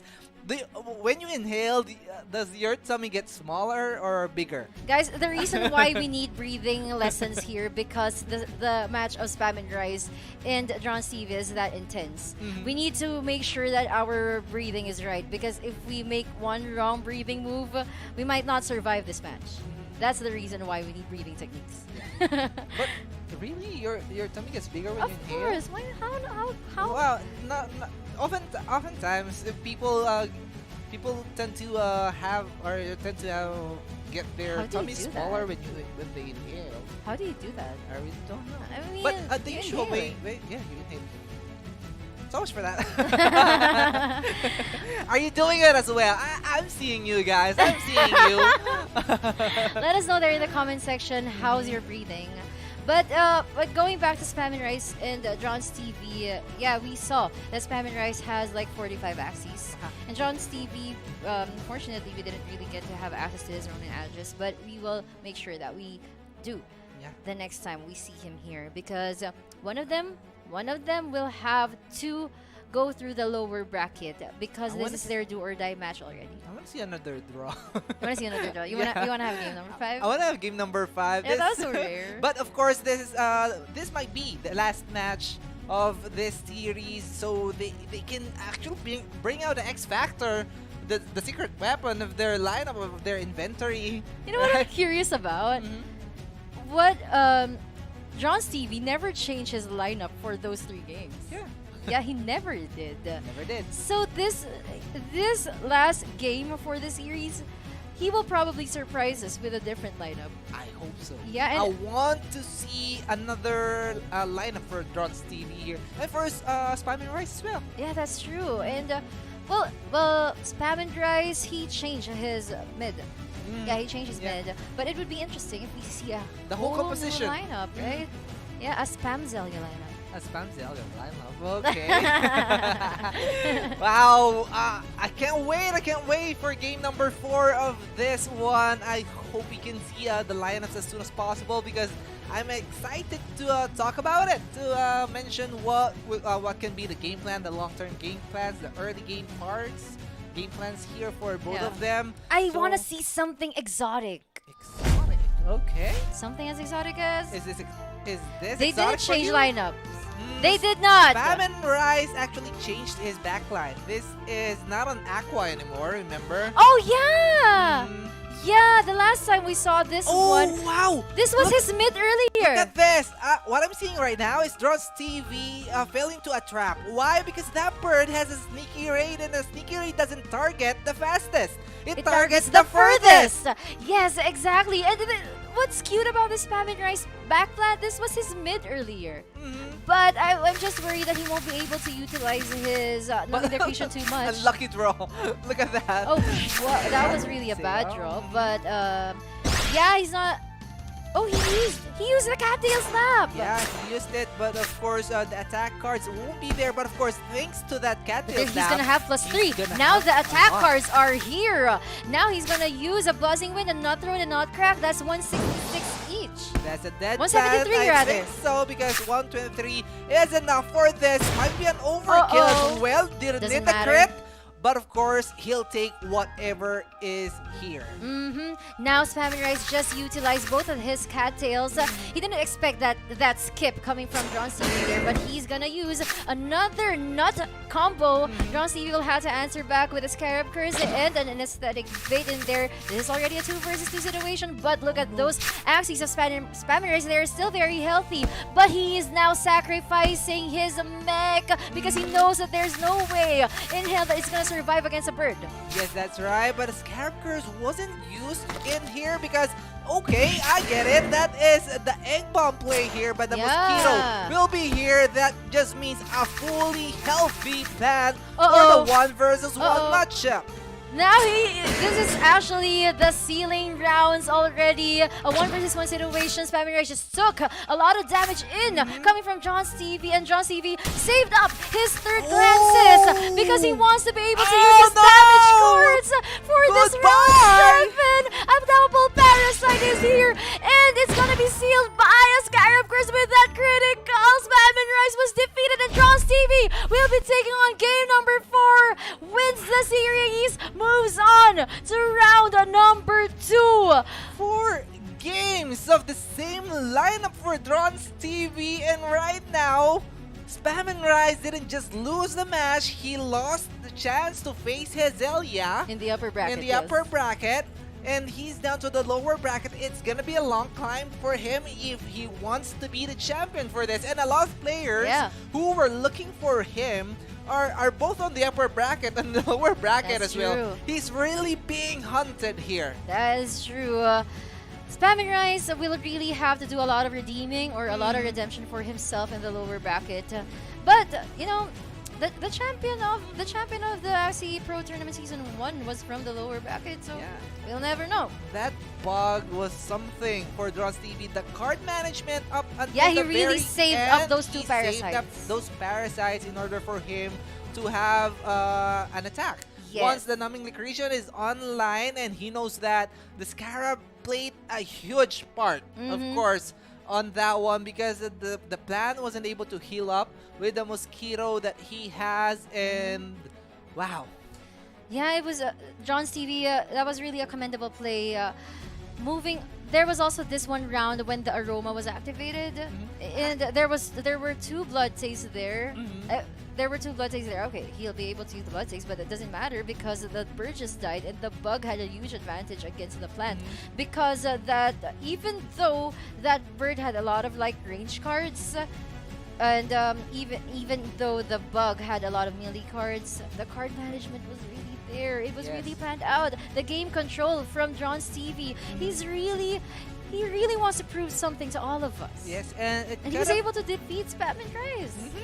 The beat invitational champion. Invitational champion indeed, and it could have been different if that egg bomb play, I think, is somehow crucial for this win for Dronz TV, because as I can recall, that was a double mosquito plus double cactus play. Yeah. He was expecting to kill the The bug. bug. And of course, Dronz TV was very well prepared for that. So wow, what a game! He took a for chance. He our didn't know about the aroma. series Yeah. number 6. Okay, a back-to-back game 3. Not just a game 3, we have a game 4 for our series number 6, and the curse is really broken right now. The new curse is game 3s for the series moving forward. Yeah. Well, congratulations again to Dronz TV. And of course, this tournament, United Gamers Axie Pro Tournament Season 2, wouldn't be possible if not for our co-presenters. This tournament is co-presented by TM, the nation's leader in affordable telecommunications. Samahang pina-easy moments, TM is the key. Yes, and we would like to thank our major sponsors. If not for them, this tournament would not be possible. Of course, Board Punks, Up Society, and BitKit. Yep. Don't forget, guys, to join our BitKeep for Keeps activity. All you have to do is download the app. That's BitKeep, a wallet, for a chance to get an airdrop of 100 BKB tokens. So a total of 5 winners will be selected per day. Oh, by the way, this is only a best of 3 series. We just had a game 4 because there was like a draw. Because if there's a draw, both players don't really get a point. So huge shout out to Blyra636, to TWD Sekai, Bira 636, Andrew Exa, and Ice Coffee. Yes, Yeah, shout our out viewers to- there in Twitch. Is it on Twitch? Okay. Yeah. Shout out to our viewers on YouTube as well. We'll get back to you later on. We'll just check out the comment section later. So that's it for our series number 6. We still have 2 series left. Again, I'm Tio Paul, this is Sparring JP, and we will be right back after this break. Rocket Ascenso! Bebenta ang lechong gawa ko! Haya! Unlock! TM is the key! Bagong TM Easy Surf 50 Fun Racket. May 5 gig pang internet at pang-asenso with only all-net text pa. Sa pinasulit offers ng TM, ang Racket Life pina-easy. Basta Rocket, Haya! TM is the key!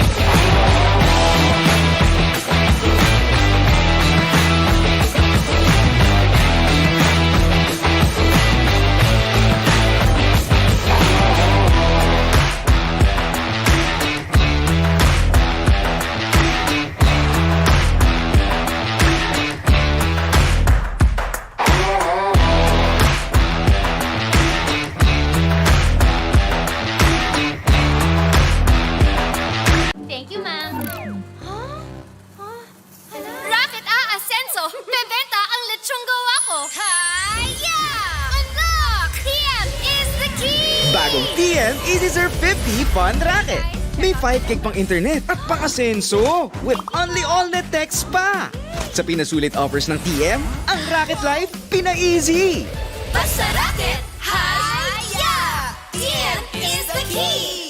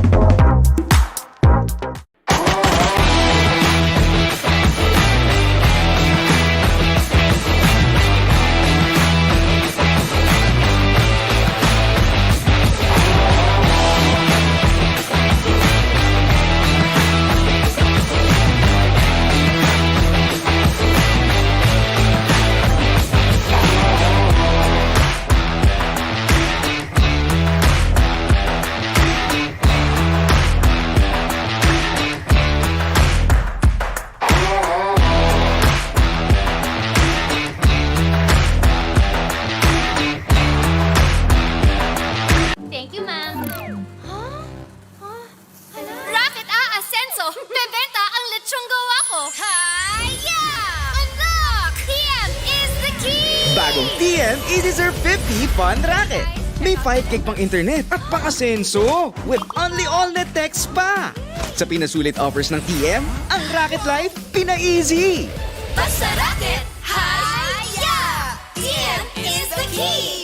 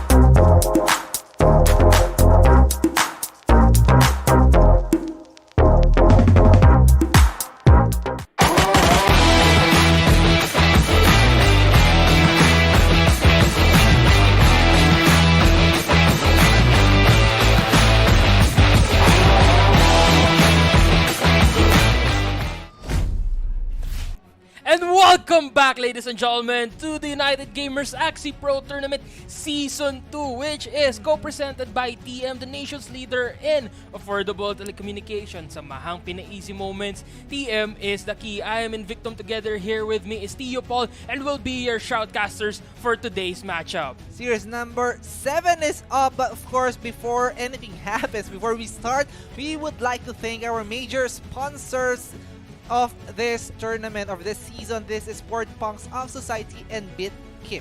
True. And of course, don't forget to join our BitKips for Kips activity. All you have to do is download the BitKip wallet and you'll have a chance to win 100 BKB tokens. And we will be choosing a total of 5 lucky winners per day. Yes, that's right. 40 winners will be winning 100 BKB tokens. So that is a lot for you to use or to be able to utilize on the BitKip wallet. And we also have, of course, our ongoing art contest, care of United Gamers Guild. This is an example of what you can submit, and you need to have your own artwork of your favorite NFT game, any NFT game that you want to create an artwork and then submit it. You have a chance to win free SLP and free minting of your artwork. For more information about instructions on how to join, go ahead and check out the Twitter page of United Gamers Guild. Of course, now we are going to the 180 AXS total prize pool. First, we'll get 70 AXS. Second, we'll get 40. Third, we'll get 25. And fourth, we'll get 15. Fifth to 6, we'll get 10. And 7 to 8, we'll get 5. Again, all you have to do is win all the way to the 8th place and you'll already get a reward for it. But of course, why stop there? Why not aim for that 70 AXS? And now we are going back to the battle at hand here again. This is the accumulation of a lot of battles here. Actually, this might be one of the climaxes, if you will. Ooh, one of the okay. climaxes here in our today's tournament or in today's series. And of course, it's gonna be Shino of Cosmic going against UG's of MGNC. Wow, this is what is that? Midnight. Midnight. I cannot really read it, but of course, let us show you the esports Money. goals from Shino. This is from the Cosmic Guild, and again, MGNZ for UG. Oh, he is a former pro player in Wild Rift, qualified in PPGL. Oh, alright, PPGL fall season under Chasing Dreams. He is still deciding whether he will transition to competitive Axie or the competitive scene in Axie Infinity. Yeah, I think this is a sign for you to decide or for you to transition into competitive My Axie. guy, you are up against UG. I think that is a very clear sign. Yeah, that's right. And what motivated you, or who motivated you to join this tournament? Cosmic Guild motivated him to join, where they supported me in my first tournament in Axie on VMG Supporter Aqua Cup tournament, and even here in the UGG tournament. Okay, so this is most likely his second tournament. True.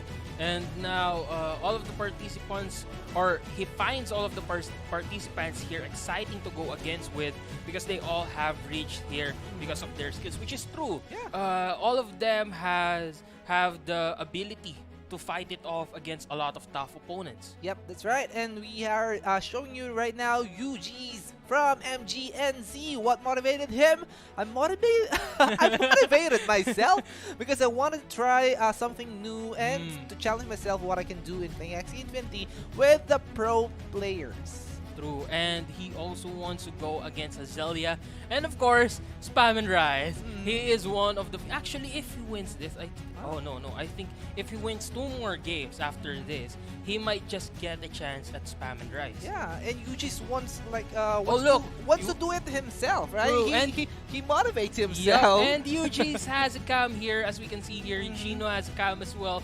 They are going on cam right now, and as we can see here, they are both really serious. Camera to And camera. camera to camera. They're both really serious in dominating this matchup. Of course, one of them will have to submit to another, to the other, and it will just be a lot of fists filled with power. Yeah, Here and in battle, from in- what I in this hear, battle. I think from what I hear, Mhm. this player UG's is I think your favorite player, right? Actually, Or- you know what? I won't say he's not my favorite player, at Mm. least.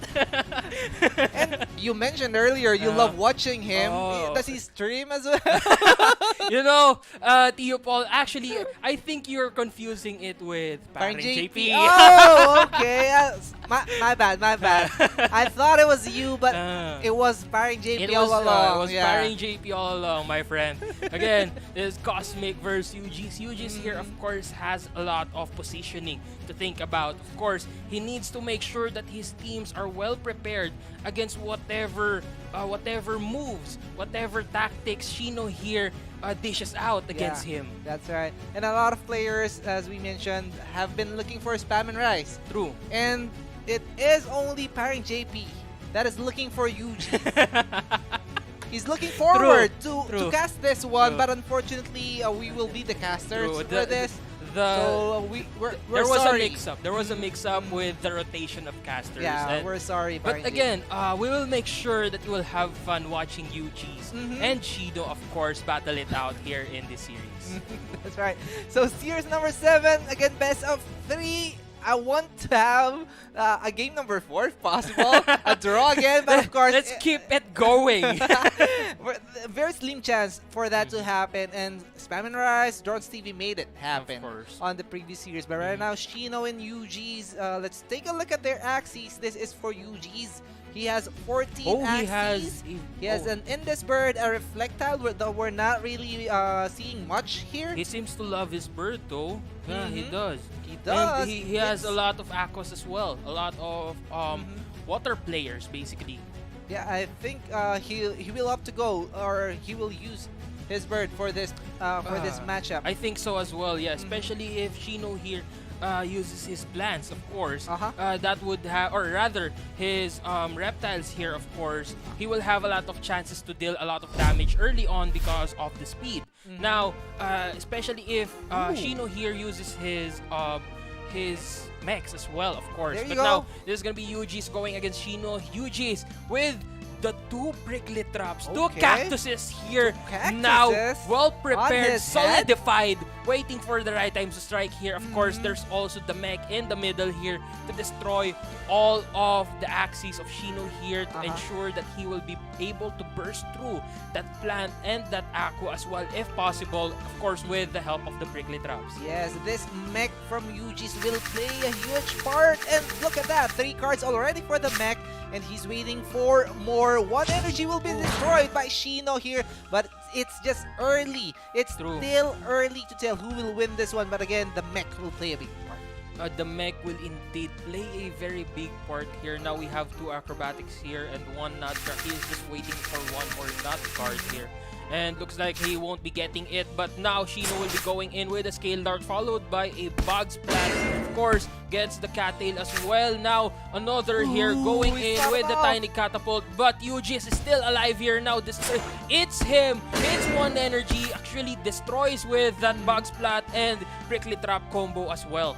Yes, sir, and still alive are the tanks of Shino and UG's here. Very well-placed plan for UG's, because that just means that he won't be able to utilize the shrimp. But of course, there is another way around. He goes for the front so that he doesn't need The to nuts use are the shrimp. complete. The nuts are complete. That's gonna be an egg bomb play there. Not gonna be enough to take down the plant though. But here comes Ooh, the good egg. oh, that was a really good aroma there. But with that Goda, he will be sucking that plant out of his life. He did that one.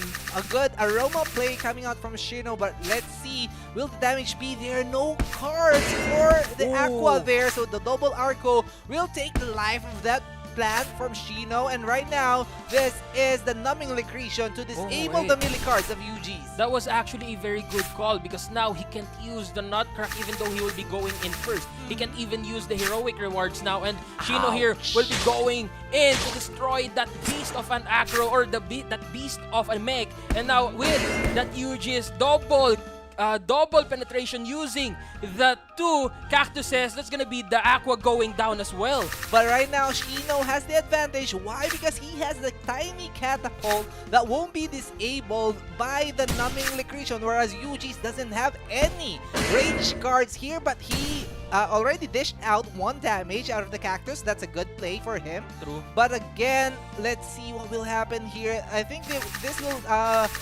go to the Blood Moon Curse. A possible Blood Moon Curse indeed. Now that's gonna be a tiny catapult followed by a numbing liquidation here. And that's exactly what UG's will do as well. It's gonna be a numbing liquidation. Oh, reflected back as well.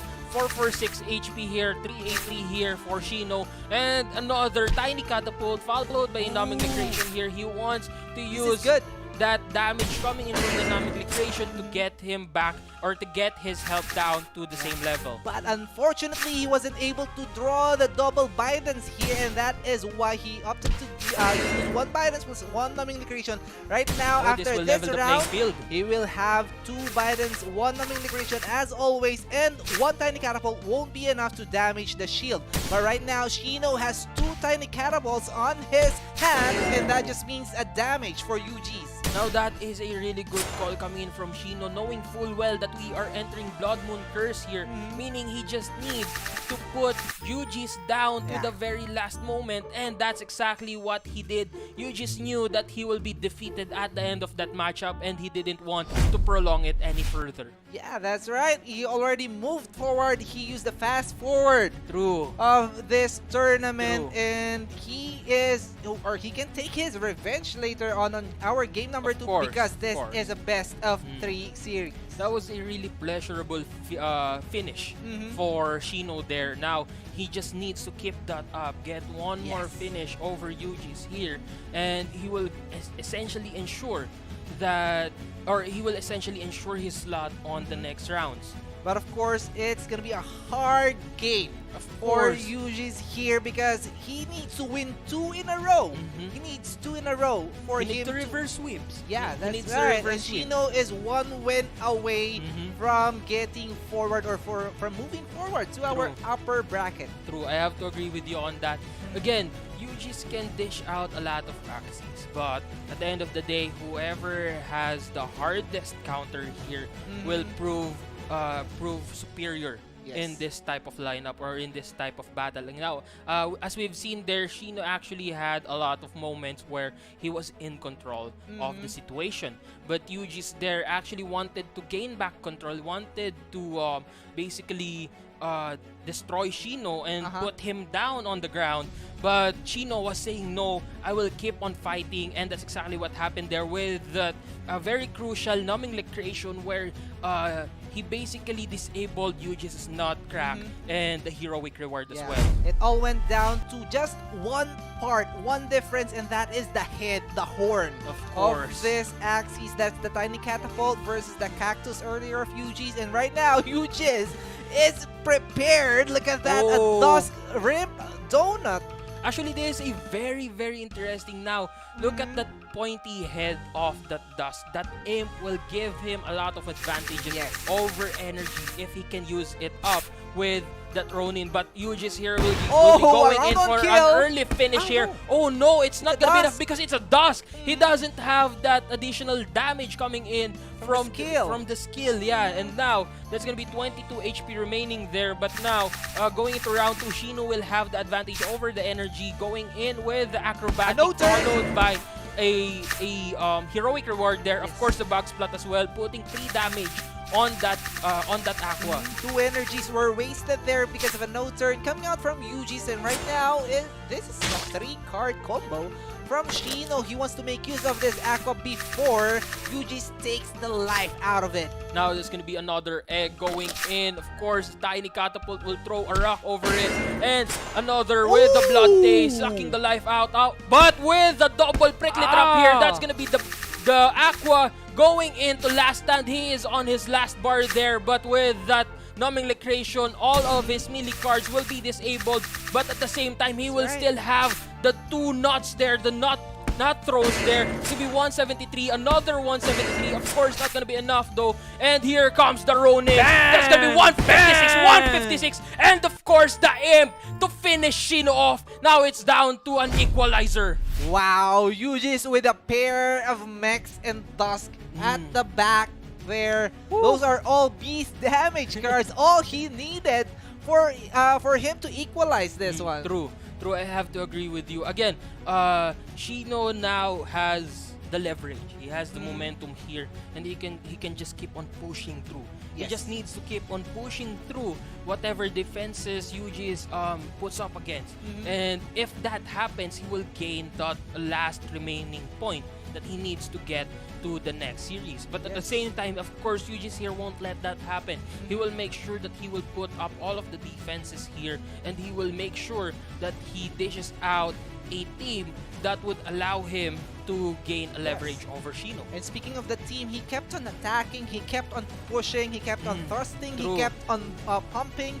And True. that is the strength of those mechs, those Of Dusks course. as well. Just keep on hitting him. Just keep on hitting until it gets so hard for your opponent to Yeah. get back in the game. And there was really no chance for Shino to get back on that one, right? Of course. Again, that was a very hard counter for UG's there. Again, the moment his very first Axie went down and left his fish defenseless, that was basically grounds for complete domination. Because then he will just keep on using the acrobatic, and he'll get that initiative over the speed bar, and he'll keep on damaging that mid lane. And actually, another thing was the prickly traps. He again he used 2 prickly traps again while he was on last stand. Yes, that's right. That that killed the Aqua of Shino right True. there. The last stand played a huge part, of course, on that play, because with that, it just means that UG is left with just the plant. With just a plant, yeah. That's a two versus one situation. What do you call that? A 2 versus 1 situation. A Now, disadvantage. the disadvantage, exactly, a really huge disadvantage. I have to commend you with that very carefully thought of analysis. Yeah.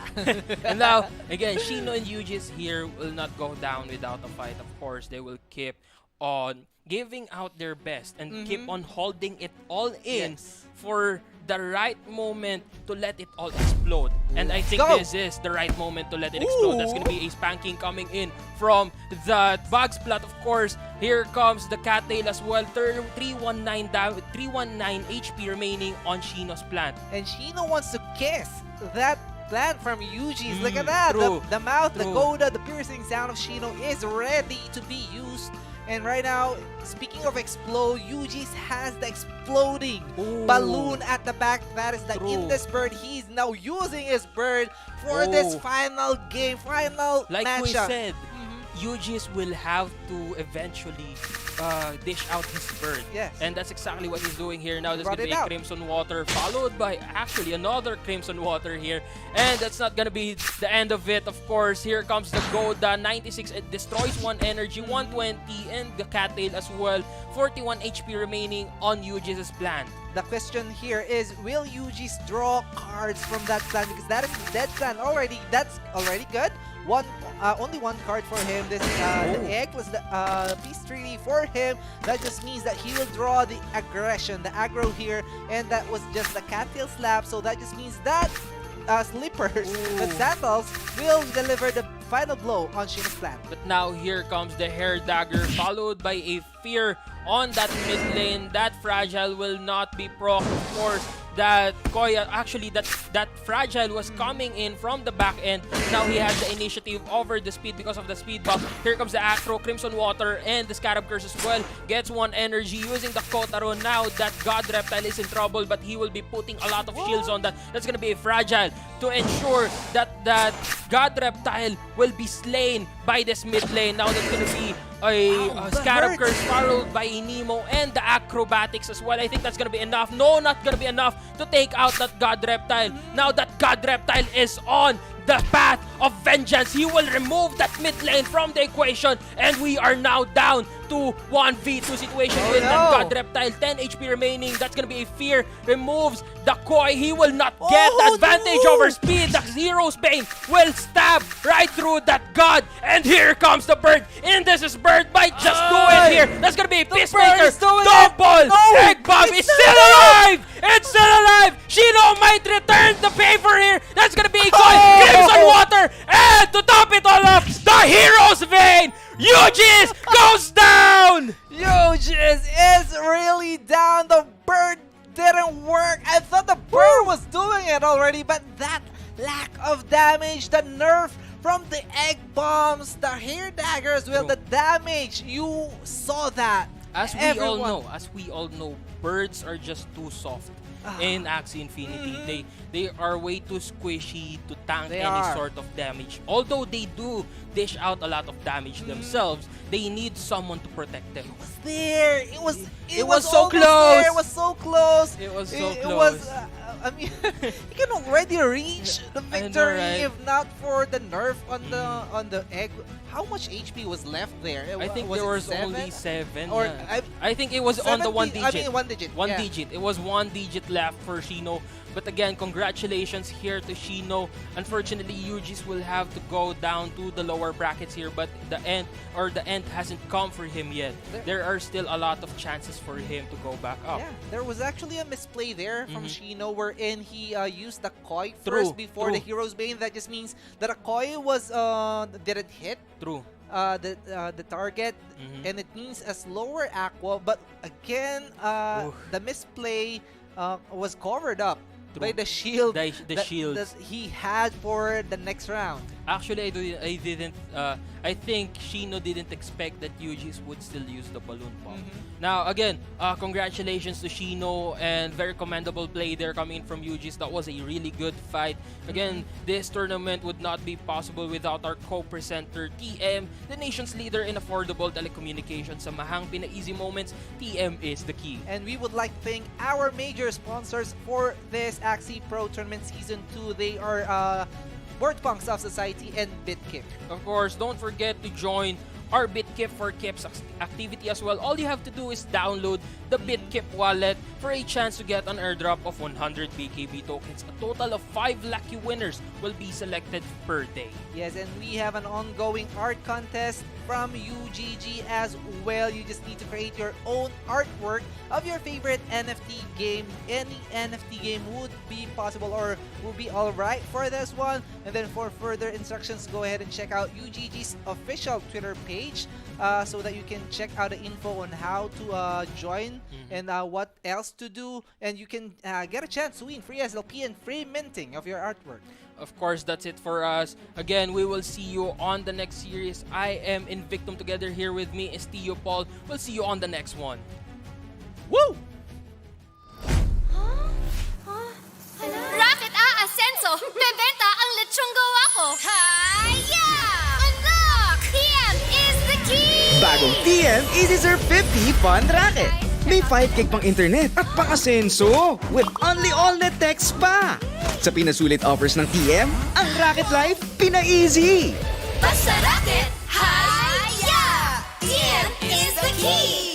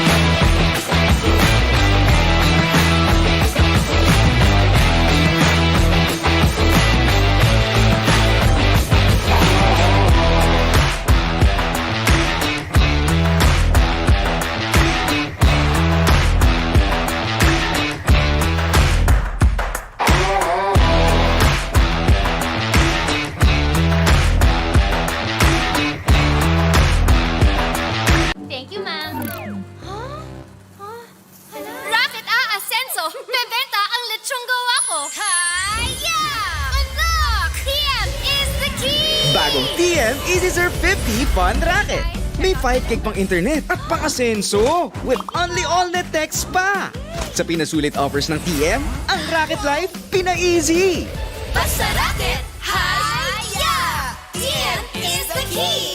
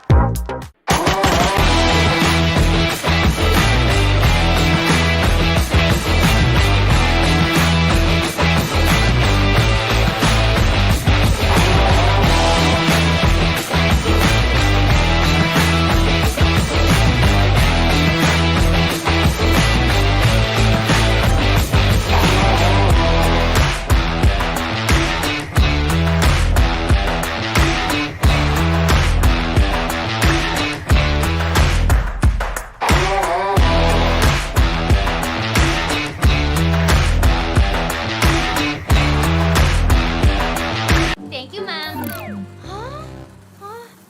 Racket Ascenso! Bebenta ang lechong gawa ko! Hi-ya! Unlock! TM is the key! Bagong TM Easy Surf 50 Fun Racket. May 5 gig pang internet at pang-asenso with only all-net text pa. Sa pinasulit offers ng TM, ang Racket Life pina-easy. Basta racket, hi-ya! TM is the key!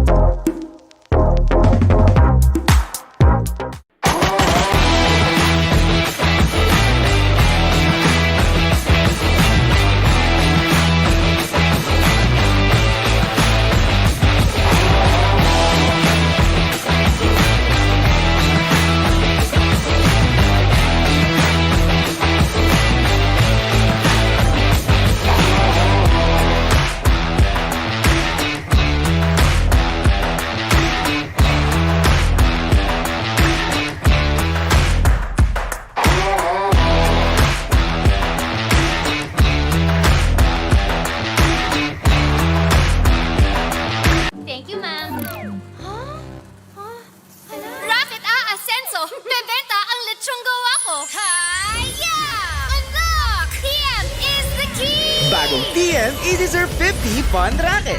May 5 gig pang internet at pang-asenso with only all-net text pa. Sa pinasulit offers ng TM, ang Racket Life pina-easy. Basta racket, hi-ya! TM is the key!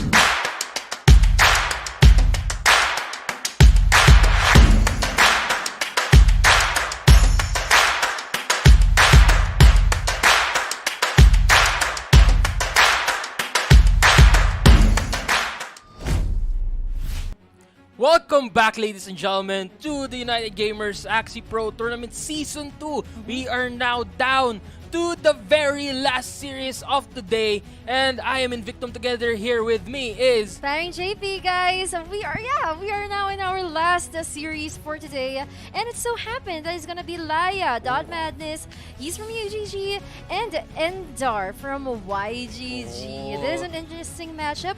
1-for-1 is because Laya Madness, he was part of the Axie Pro Tournament Season 1, and he happened to went up again to go up against Taxton and Oversize. Yeah, it was. He actually gave us beautiful matches in there, True. and I actually happened to go up against him in the arena. And what happened? Give us the story. Give us the thrill of the story. Go Okay, on. so here's what happened. So here's what happened. I lost. That's the brunt of it. That was the brunt of it. No. That was only the tip of the iceberg. Oh, alright. And then I was scrolling through my past matches, and then I saw, oh, I had a match against Laya. So I went to his Facebook page, and then I saw he just finished his stream, and then I replayed our match a little. So when I played our match in his live stream, he was so happy. You know why? Why? He was so thankful that his opponent, aka me, was a discard user, a bug user, and he was using a bird aqua, no! the anemones. Oh That was no, really- that was a hard counter right there. And again, of course, Laya Madness is one player to watch out for, but Ender as well, as far as I've heard from Tio Paul, he was actually Ender, top yeah. 91 Yes, he in the was. last season. Yeah. Basically, he is a leaderboard player. I think Laya Madness as well. But And he another got a lot of AXs. True. And another thing to watch out for here is that UGG will be going against YGG. Yeah. These are two very competitive guilds here, and of course they won't be going down without a fight. Now, let's see who Laya here is. Who or what motivated you to join the UGG Axie Tournament Season 2? Most of the Axies he is using right now are gifts from friends, Wow. and he feels a lot more confident knowing that they have or he has their support. And he is actually looking forward to go against anyone. The more people he plays against, the more Oh. competitive experience he gets. I- That is true, and I really agree. So bring it on, coming from Laya, and let's check out our friend. And Endar here is a professional Axie player representing YGG, and his passion and competitive nature motivated him to join the UGG tournament. Now, he is looking forward to play against Pads, who kicked me. Oh! He is looking to play against Pads, who kicked him out of the UGG Season 1 tournament. So Hold on. Endar was also he had there. a different name there. Yeah, He should have had a different name He there. probably had, or he was. I need to check that He was out. taken out of the battle before he went to the qualifiers. I think he got taken out of the battle during the qualifiers between the 100 plus Oh, players. yeah. Okay, I thought it was the live matches. But now Ender here is looking for vengeance. He is looking for a revenge, and he is hunting down Pads. And now again, going back to his opponent, who is a very wise person for saying that he just wants to fight against a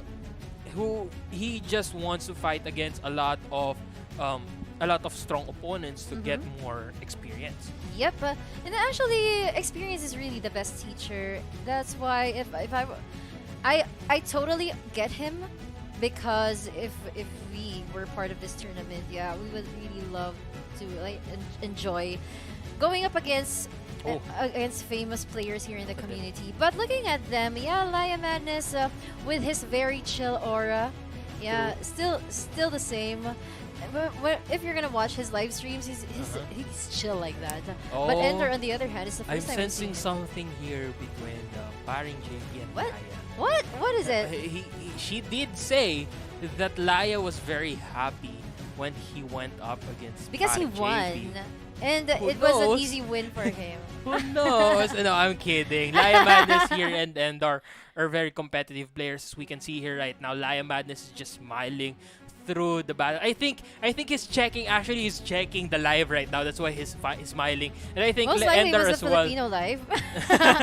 Most likely. yeah. But if you are Laya, if you are watching the English broadcast right now, say hi. But anyway, Ender here is actually not saying hi. he is not saying hi. But Ender here is actually looking real serious right now. He And I think is. he's thinking Look at the ahead. difference, right? The chill True. player and the serious player. Now, whose energy is gonna win? Is it the chill one, the cool one, or the kind of the edgy one? The edgy one. Yeah, Huh. let's call it. Now that's gonna be a real battle over not only emotions, of course. In a literal sense, these two will have to battle it out psychologically as well. That's because true. They have to keep on psyching out their opponents. They have to Ooh. keep on confusing their opponents on what tactics they'll be bringing into the games that will be following after this. And of course, Laya Madness here and Endar will have to keep on thinking about the fact that there will always be unpredictable situations, and they have to keep on coming up with contingency plans for those types of situations, and that is where the key to victory, and that is where the skills of an Axie Infinity player really comes out. Actually, we need Theopol again for the. He just went out. Yeah, he just went out. Hello, our angel. Yeah, he actually gives us predictions on what kind of lineups they were using, and for this match, Endar as a leaderboards player, he finished really high in the leaderboards. That's rank 91. It's really hard to get there. Of course. Yeah. Imagine going up against the likes of DC Boy, the likes of a lot of other players like Laya Madness as well. Yeah. Awie Heal, I think he was Yeah, in the he was. leaderboards as well. For some time. Hazelia, actually Bornok at one part was on the leaderboard as well. Jobos, he Yeah. wasn't in the leaderboards that you can see, but he was within the top 500, I Yeah. think. Jobos as well, Ruthless Reg, VMG, RMZ. There are a lot of powerful gods up in the leaderboards, and basically Endar is one of them. I'm actually really happy for these two players that they were able to bring themselves in here in the live matches. But moving on to our first match, Laya is using a bird mech plant while Endar is using an aqua plant. You know what? These two lineups, they're actually very meta. They're very famous having these kind of parts. True. The dark soup egg bomb and such, the mech with the balloon. This is kind of a Hazelia signature lineup, right? True. Kind of. And then Endar, this is what the people in the leaderboards have been using, the aqua plant. So if this is the lineup that he must have been using this in the leaderboards, and if this is really the lineup that he's using in the leaderboards, the mastery is there. We can expect the mastery from him. True. And speaking of masteries here, of course, Laya will have to master What a nice draw. that. Oh, that is indeed a nice draw. Now, that's going to be a Vegetal Bite, gains 1 energy. But at the same time, Laya here will just steal those energy back. Yeah. Plus 1. Now he is up by They're just 1 fully energy here, 4 energy for Laya and 3 energy for Endar.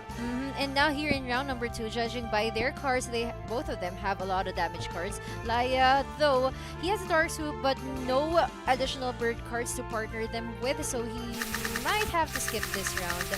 And nope, he wouldn't. He will use the acrobatic and the nut throw.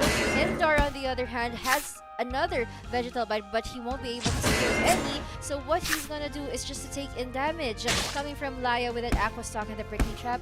Partner with the cattail. Partner with the cattail. Now there's gonna be 72 HP remaining.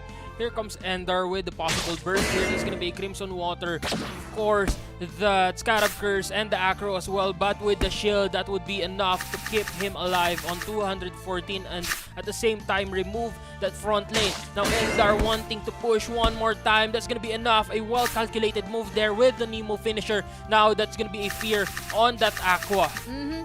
And Endar doesn't have a 0 cost anymore, but Laya will be removing that fear for him. Okay, so Endar now just eliminated this mech, but the mech will be able to have his last hurrah. 2 versus 1 situation already. Endar has the koi, and we all know what this means already. He has the scale dart waiting for the next round to deal a huge amount of damage, and not only that, it's gonna be partnered with double Cocos and the Crimson Water. Laya trying to shield up, but to no ado, he will die with only the scale dart.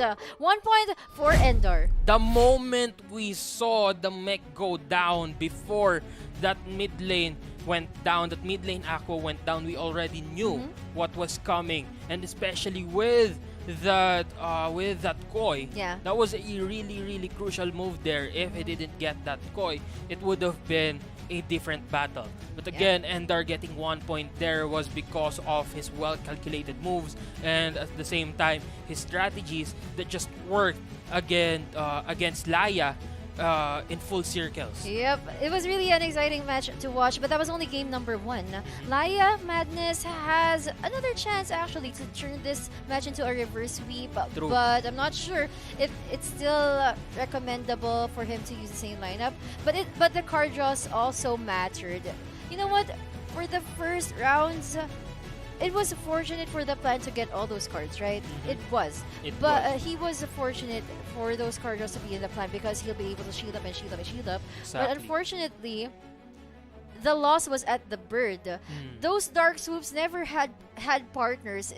They were supposed to be combo dependent. They became Dark Swoops only. They became the Dark Swoops became essentially rendered useless. Yes. Because without partners, he wouldn't be able to deal a lot of damage. He will Yeah. you get Dark Swoops specifically for their utilities, not their damage, not their shields. And without the egg bombs, without the blackmails and other types of damaging cards, it really wouldn't have much of an efficiency. Yeah, that's true. Actually, when he kept drawing those Dark Swoops, he probably was wishing that why I could have gotten 2 blackmails instead. At least I'd be able to deal damage True. against. Even if I don't go through the back, I'll be able to eliminate the fronts. I have to Because it was really hard for him to like go and deal damage wherever because those Dark Swoops, those are 2 cards. True. Those are 2 cards already, and it really gave him a disadvantage there. In Axie Infinity, the card draws are really crucial as well. Now this is going to be tomorrow's matchup schedule. This is going to be Axionic versus Chizo, Che versus Deku, Jeff versus Wev, and Awie versus Eldud. Yeah, and also there's gonna be in the lower bracket Pororoy versus Oversize, Micah and Steph Curry fanboy, Pads and Tons. Oh, Pads. Pads and Tons. Brogs and Sackline. Now, Oh, Pads is still here. And Yep. we remember, right, that Endar wants to go up against Pads. But His wife Pads is is looking in out the for him. lower bracket. Yup. So he might want to lose this. No, I'm Well, kidding. if he does want to keep on chasing Pads, that's what he has to Yeah. do. But, you know, he must make Pads chase him. True. Yeah. True. Why go down when you can just keep on going forward and prove that even though you didn't beat Pads, you manage to win the championship, which he might not be able to anyway. So that is another way to establish your dominance over your rival. But of course, Pads here won't let that happen just yet. He will keep on fighting and possibly go toe-to-toe against Endar here. Now, this is the upper bracket. It's going to be Axionic versus Chizo, Che versus Deck, as we've mentioned before. And I think this is the lower bracket, if I'm not always mistaken. Yeah, it is. So yeah, Perore is here. Yeah, those 8 players that we mentioned earlier. And then incoming, just arrived today, we have Mike, Vinci, Spider, Xion, CH4, Ohil, Spam and Rice. Yeah. That infamous match earlier. And a UG's your favorite match. My favorite indeed. Actually, that was a very interesting and very exciting match there. And now we are going back to Laya.Madness and of course Ender here. They are both really skilled players. Yeah, but they at are. the end of the day, on that very first game, Ender proved himself the better player. And I think he also had the advantage there when it came to the classes. The moment that Laya's plant went down, his mech was essentially just worth 3 cards of bursts. Actually, here's the thing. Here in this tournament, we really want to have the best of the best. True. And that's the reason why it's getting so competitive as the seasons go on. All the players, they may not be lucky for not being able to push through for the previous seasons, but they're working hard to improve themselves. They are. Perfect example is for me is Lunatic. Oh yeah, Lunatic. Yeah. Lunatic really brought in the A game this time. Yeah. And he showed complete dominance. He didn't give his opponent any chance to bite back. Yes, and he really fell short in season 1. True. He fell short in season 1, like going home early after a huge win or after a huge fight, having a huge fight in the All Stars. Yeah, that was really hard, and he says that he's hungry for his trophy. He is indeed. And also Laya Madness, he also fell short in season 1. Ender as well. Yeah, I think it was Oversize that took him down. And Endar, yeah, because Pads actually Took him down. Actually, I'm starting to remember Endor in the live matches, and I think Pads took him down. I think in the early rounds. really, I need to get my facts straight. And Endar, let's see. Oh, here comes we'll game figure number that out 2. later on. Laya is going in with a discarder lineup, of course, with that Aqua Pocky combo. And Endar here will be going in with the Dusk, Aqua, and Plant combo. That Plant will be a hard sustain, followed by a Shrimp or a Kite and Jump with the Blue Moon, the Oranda, and the Piranha. The Dusk will have the Grub Surprise, the Bug Splat, the Cattail, and of course, the Goda to go along with it. That Cattail will prove really essential here because Laya has a lot of bug cards here, and he can use that. Ender can use that to his advantage, gain a lot of cards here, and essentially keep on restocking on his armor, keep on restocking on his armaments. And Laya PH going for a double discard or a quadruple discard kind of lineup. Endar will have to answer that kind of lineup. If you're gonna destroy my cards, I'm gonna destroy your energy. True. That's what he did in round number 1 with a double piercing sound. Now Laya, he doesn't have his discards yet. And you know the thing with discards, right? You need to combo them with other cards, so he won't be able to maximize the use of his lineup. Even though he wants to shield in his front Axie, Endar has an option to use a Kite and Jump. Thankfully, the Kite and Jump is not yet here. So we're just waiting for the card draws for round number 3. It's still their thinking time. Of course, they're gonna be taking their time here, especially with Laya on the brink of being eliminated from the upper bracket here. He will have to keep on finding a way to survive this. There's gonna be a Blue Moon, gets a stun. The Cattail is in, knowing full well that Laya will be using his bugs here. Gets 2 draws. Oh, that was a good draw. Another draw here coming in from the bug splat, and then aesthetic a critical as well. Not gonna be enough to take him down though. And that prickly trap will be enough to put that bag on last stand. Now Endar has a lot of cards but no energy. Meanwhile, Laya here still has a lot of potential to use and 1 energy on his counter.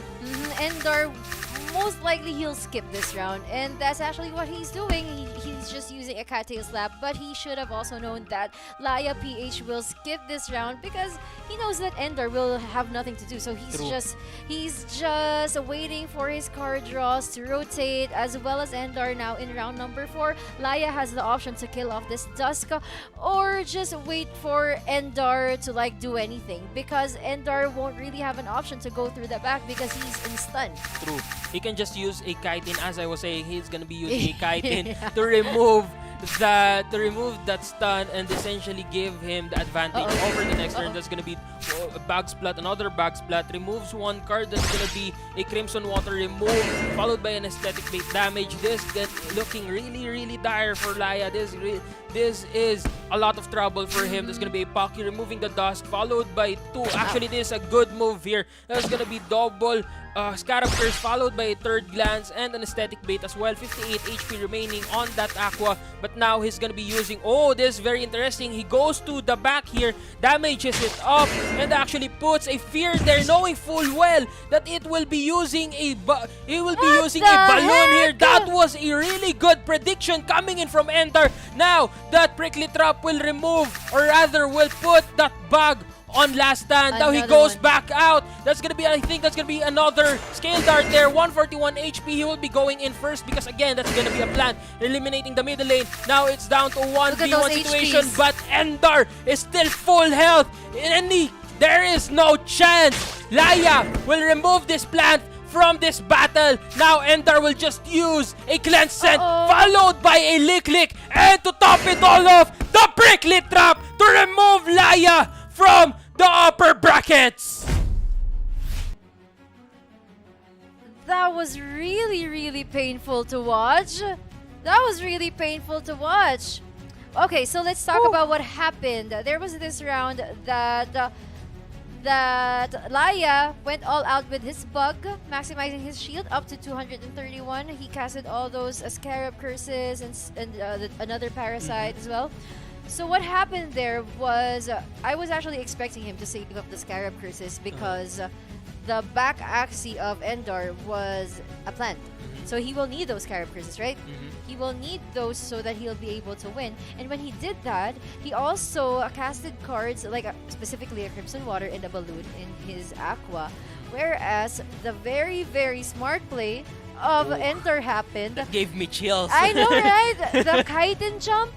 The Chitin Jump to that Aqua with a balloon, and we all know what's happening, or what will happen if you attack with a balloon with your but you have an enemy who's gonna attack before you. You will be feared the whole round. Yup. Essentially rendering that Axie useless for an entire round. Yeah, it's like I want to get near you, but I can't attack you. That's what happened to the Aqua of Laya there. He was just being clingy at that point. He was just being clingy at that point. Again, that was a commendable play for Endar. What a game there. What a prediction. That prediction really gave him a lot of advantages, especially even though he was already at an advantageous position over Laya Madness. Still, he ensured that he will get the victory either way, no matter what happens, even if Laya Madness somehow performs a miracle over Endar. But again, we cannot count out Laya Madness here. Laya is still in the game. He will just be going to the lower brackets. Actually, this is kind of a mix-up because Endar is the one looking for pads. But now, Laya has more of a chance to go up against Pads before he can go up against Was Endar it again. Pads who was against Coco during the... I think so, yeah. Yeah, I think it was so. him, Yeah. right? Yeah, it was I Coco think so. versus Pads in the finals during Season 1. And again, we have to thank, of course, our co-presenter here, TM, the nation's leader in affordable telecommunication. Sa mga pina-easy moments, TM is the key. And again, we'd like to extend our gratitude to our major sponsors without whom this tournament would not be possible. Thank you, Board Punks of Society and BitKeep. Yeah, so guys, don't forget to join our BitKeep for Keeps activity. All you have to do is download the app, the BitKeep wallet, for a chance to get an airdrop of 100 BKB tokens. So a total of 5 lucky winners will be selected per day. That will be a total of 40 winners for the whole event. So adding to that, guys, UGG doesn't stop here. They have an art contest, and if you both love NFT games and creating a masterpiece, this contest is for you. So introducing UGG's digital art contest. To join, simply create a digital artwork of your favorite NFT game and have a chance to win free SLP and free minting of your artwork. So do not miss this chance. Head over to UGG's Twitter page for more info. That's at UGG Network. Yes, and actually now, that's gonna. Oh wait, before that we have 180 excess total prize pool here. That's gonna be 70 for the first, 40 for the second, 25 for the third, 15 for the fourth, 10 for the fifth and sixth, and 5 for the seventh and eighth. Oh, Mama Invictum is watching from United Arab Emirates. Hello, Mama Invictum. Hello, Mama Invictum. How are you? And now again, I think we're gonna have a short render over the bracket first. That will happen tomorrow. There you go. Are you guys excited for these players? Axioni versus Shizo, Jay versus Deku. Where's Deku? You remember him? Yeah. Of course. Jeff versus Ruev. Awie versus El Dude. El Dude actually has a lot of fans. Oh, yeah. Yeah, I watched the Filipino broadcast. Porore versus Oversize, of course. Micah versus Steph Curry fanboy. Paz versus Tons. Rocks versus Sackline. Oh, look at the brackets. This is gonna be really interesting for tomorrow. Again, these are all, I think, they are all from the upper brackets, if I'm not mistaken. Oh, no. the second half is for the lower bracket. Now, this is gonna be on the other half. That's gonna be DC going against Shroom, Xion versus Lunatic, of course, Hazelia versus Dronz TV, Xing versus Endor. Yeah, and that's gonna happen 2 days from now. 2 days from now. Yeah, this is a lower bracket, guys. Oh, that's gonna be Mike versus Vinci Spider, the one we've seen. Xion versus CH4, Awie Heal versus Spam and Rise, UGs versus Laya. I'll be waiting for the lower bracket here. Why? Why is that? I just want to I see know. who will be I understand already. I just want to see who will be eliminated first. You know, I want to see who will be eliminated out of the tournament because it will be really interesting. And it's gonna be you and Diopol again. Of course. But again, guys, that's it for us. I am Invictum. Together here with me is I think JP for you guys. We'll see you again tomorrow for another explosive day here in United Gamers Axie Pro Tournament Season 2.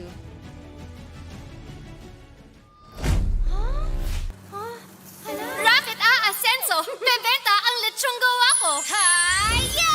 Unlock! TM is the key! Bagong TM Easy Surf 50 Fun Racket. May 5 gig pang internet at pang-asenso with only all-net text pa. Sa pinasulit offers ng TM, ang Racket Life pina-easy. Basta Rocket, Haya! TM is the key!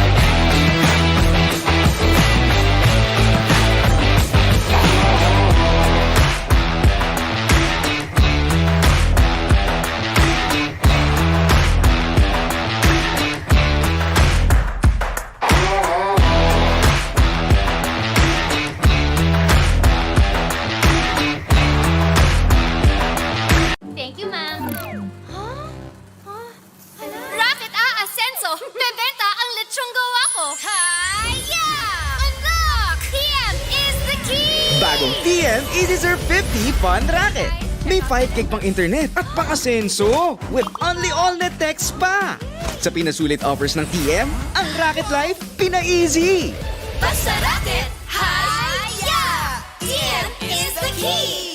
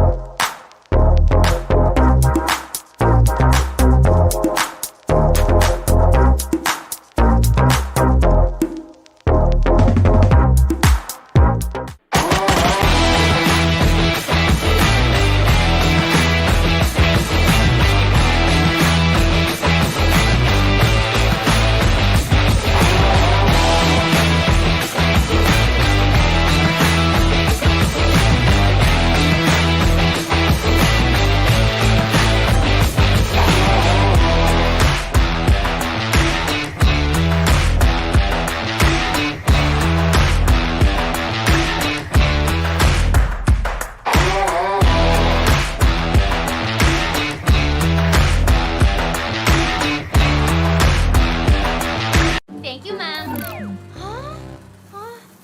Racket Ascenso! Bebenta ang lechong gawa ko! Haya! Unlock! TM is the key! Bagong TM Easy Serve 50 Fun Racket. May 5 gig pang internet at pang-asenso with only all-net text pa. Sa pinasulit offers ng TM, ang Racket Life pina-easy. Basta racket, haya! TM is the key!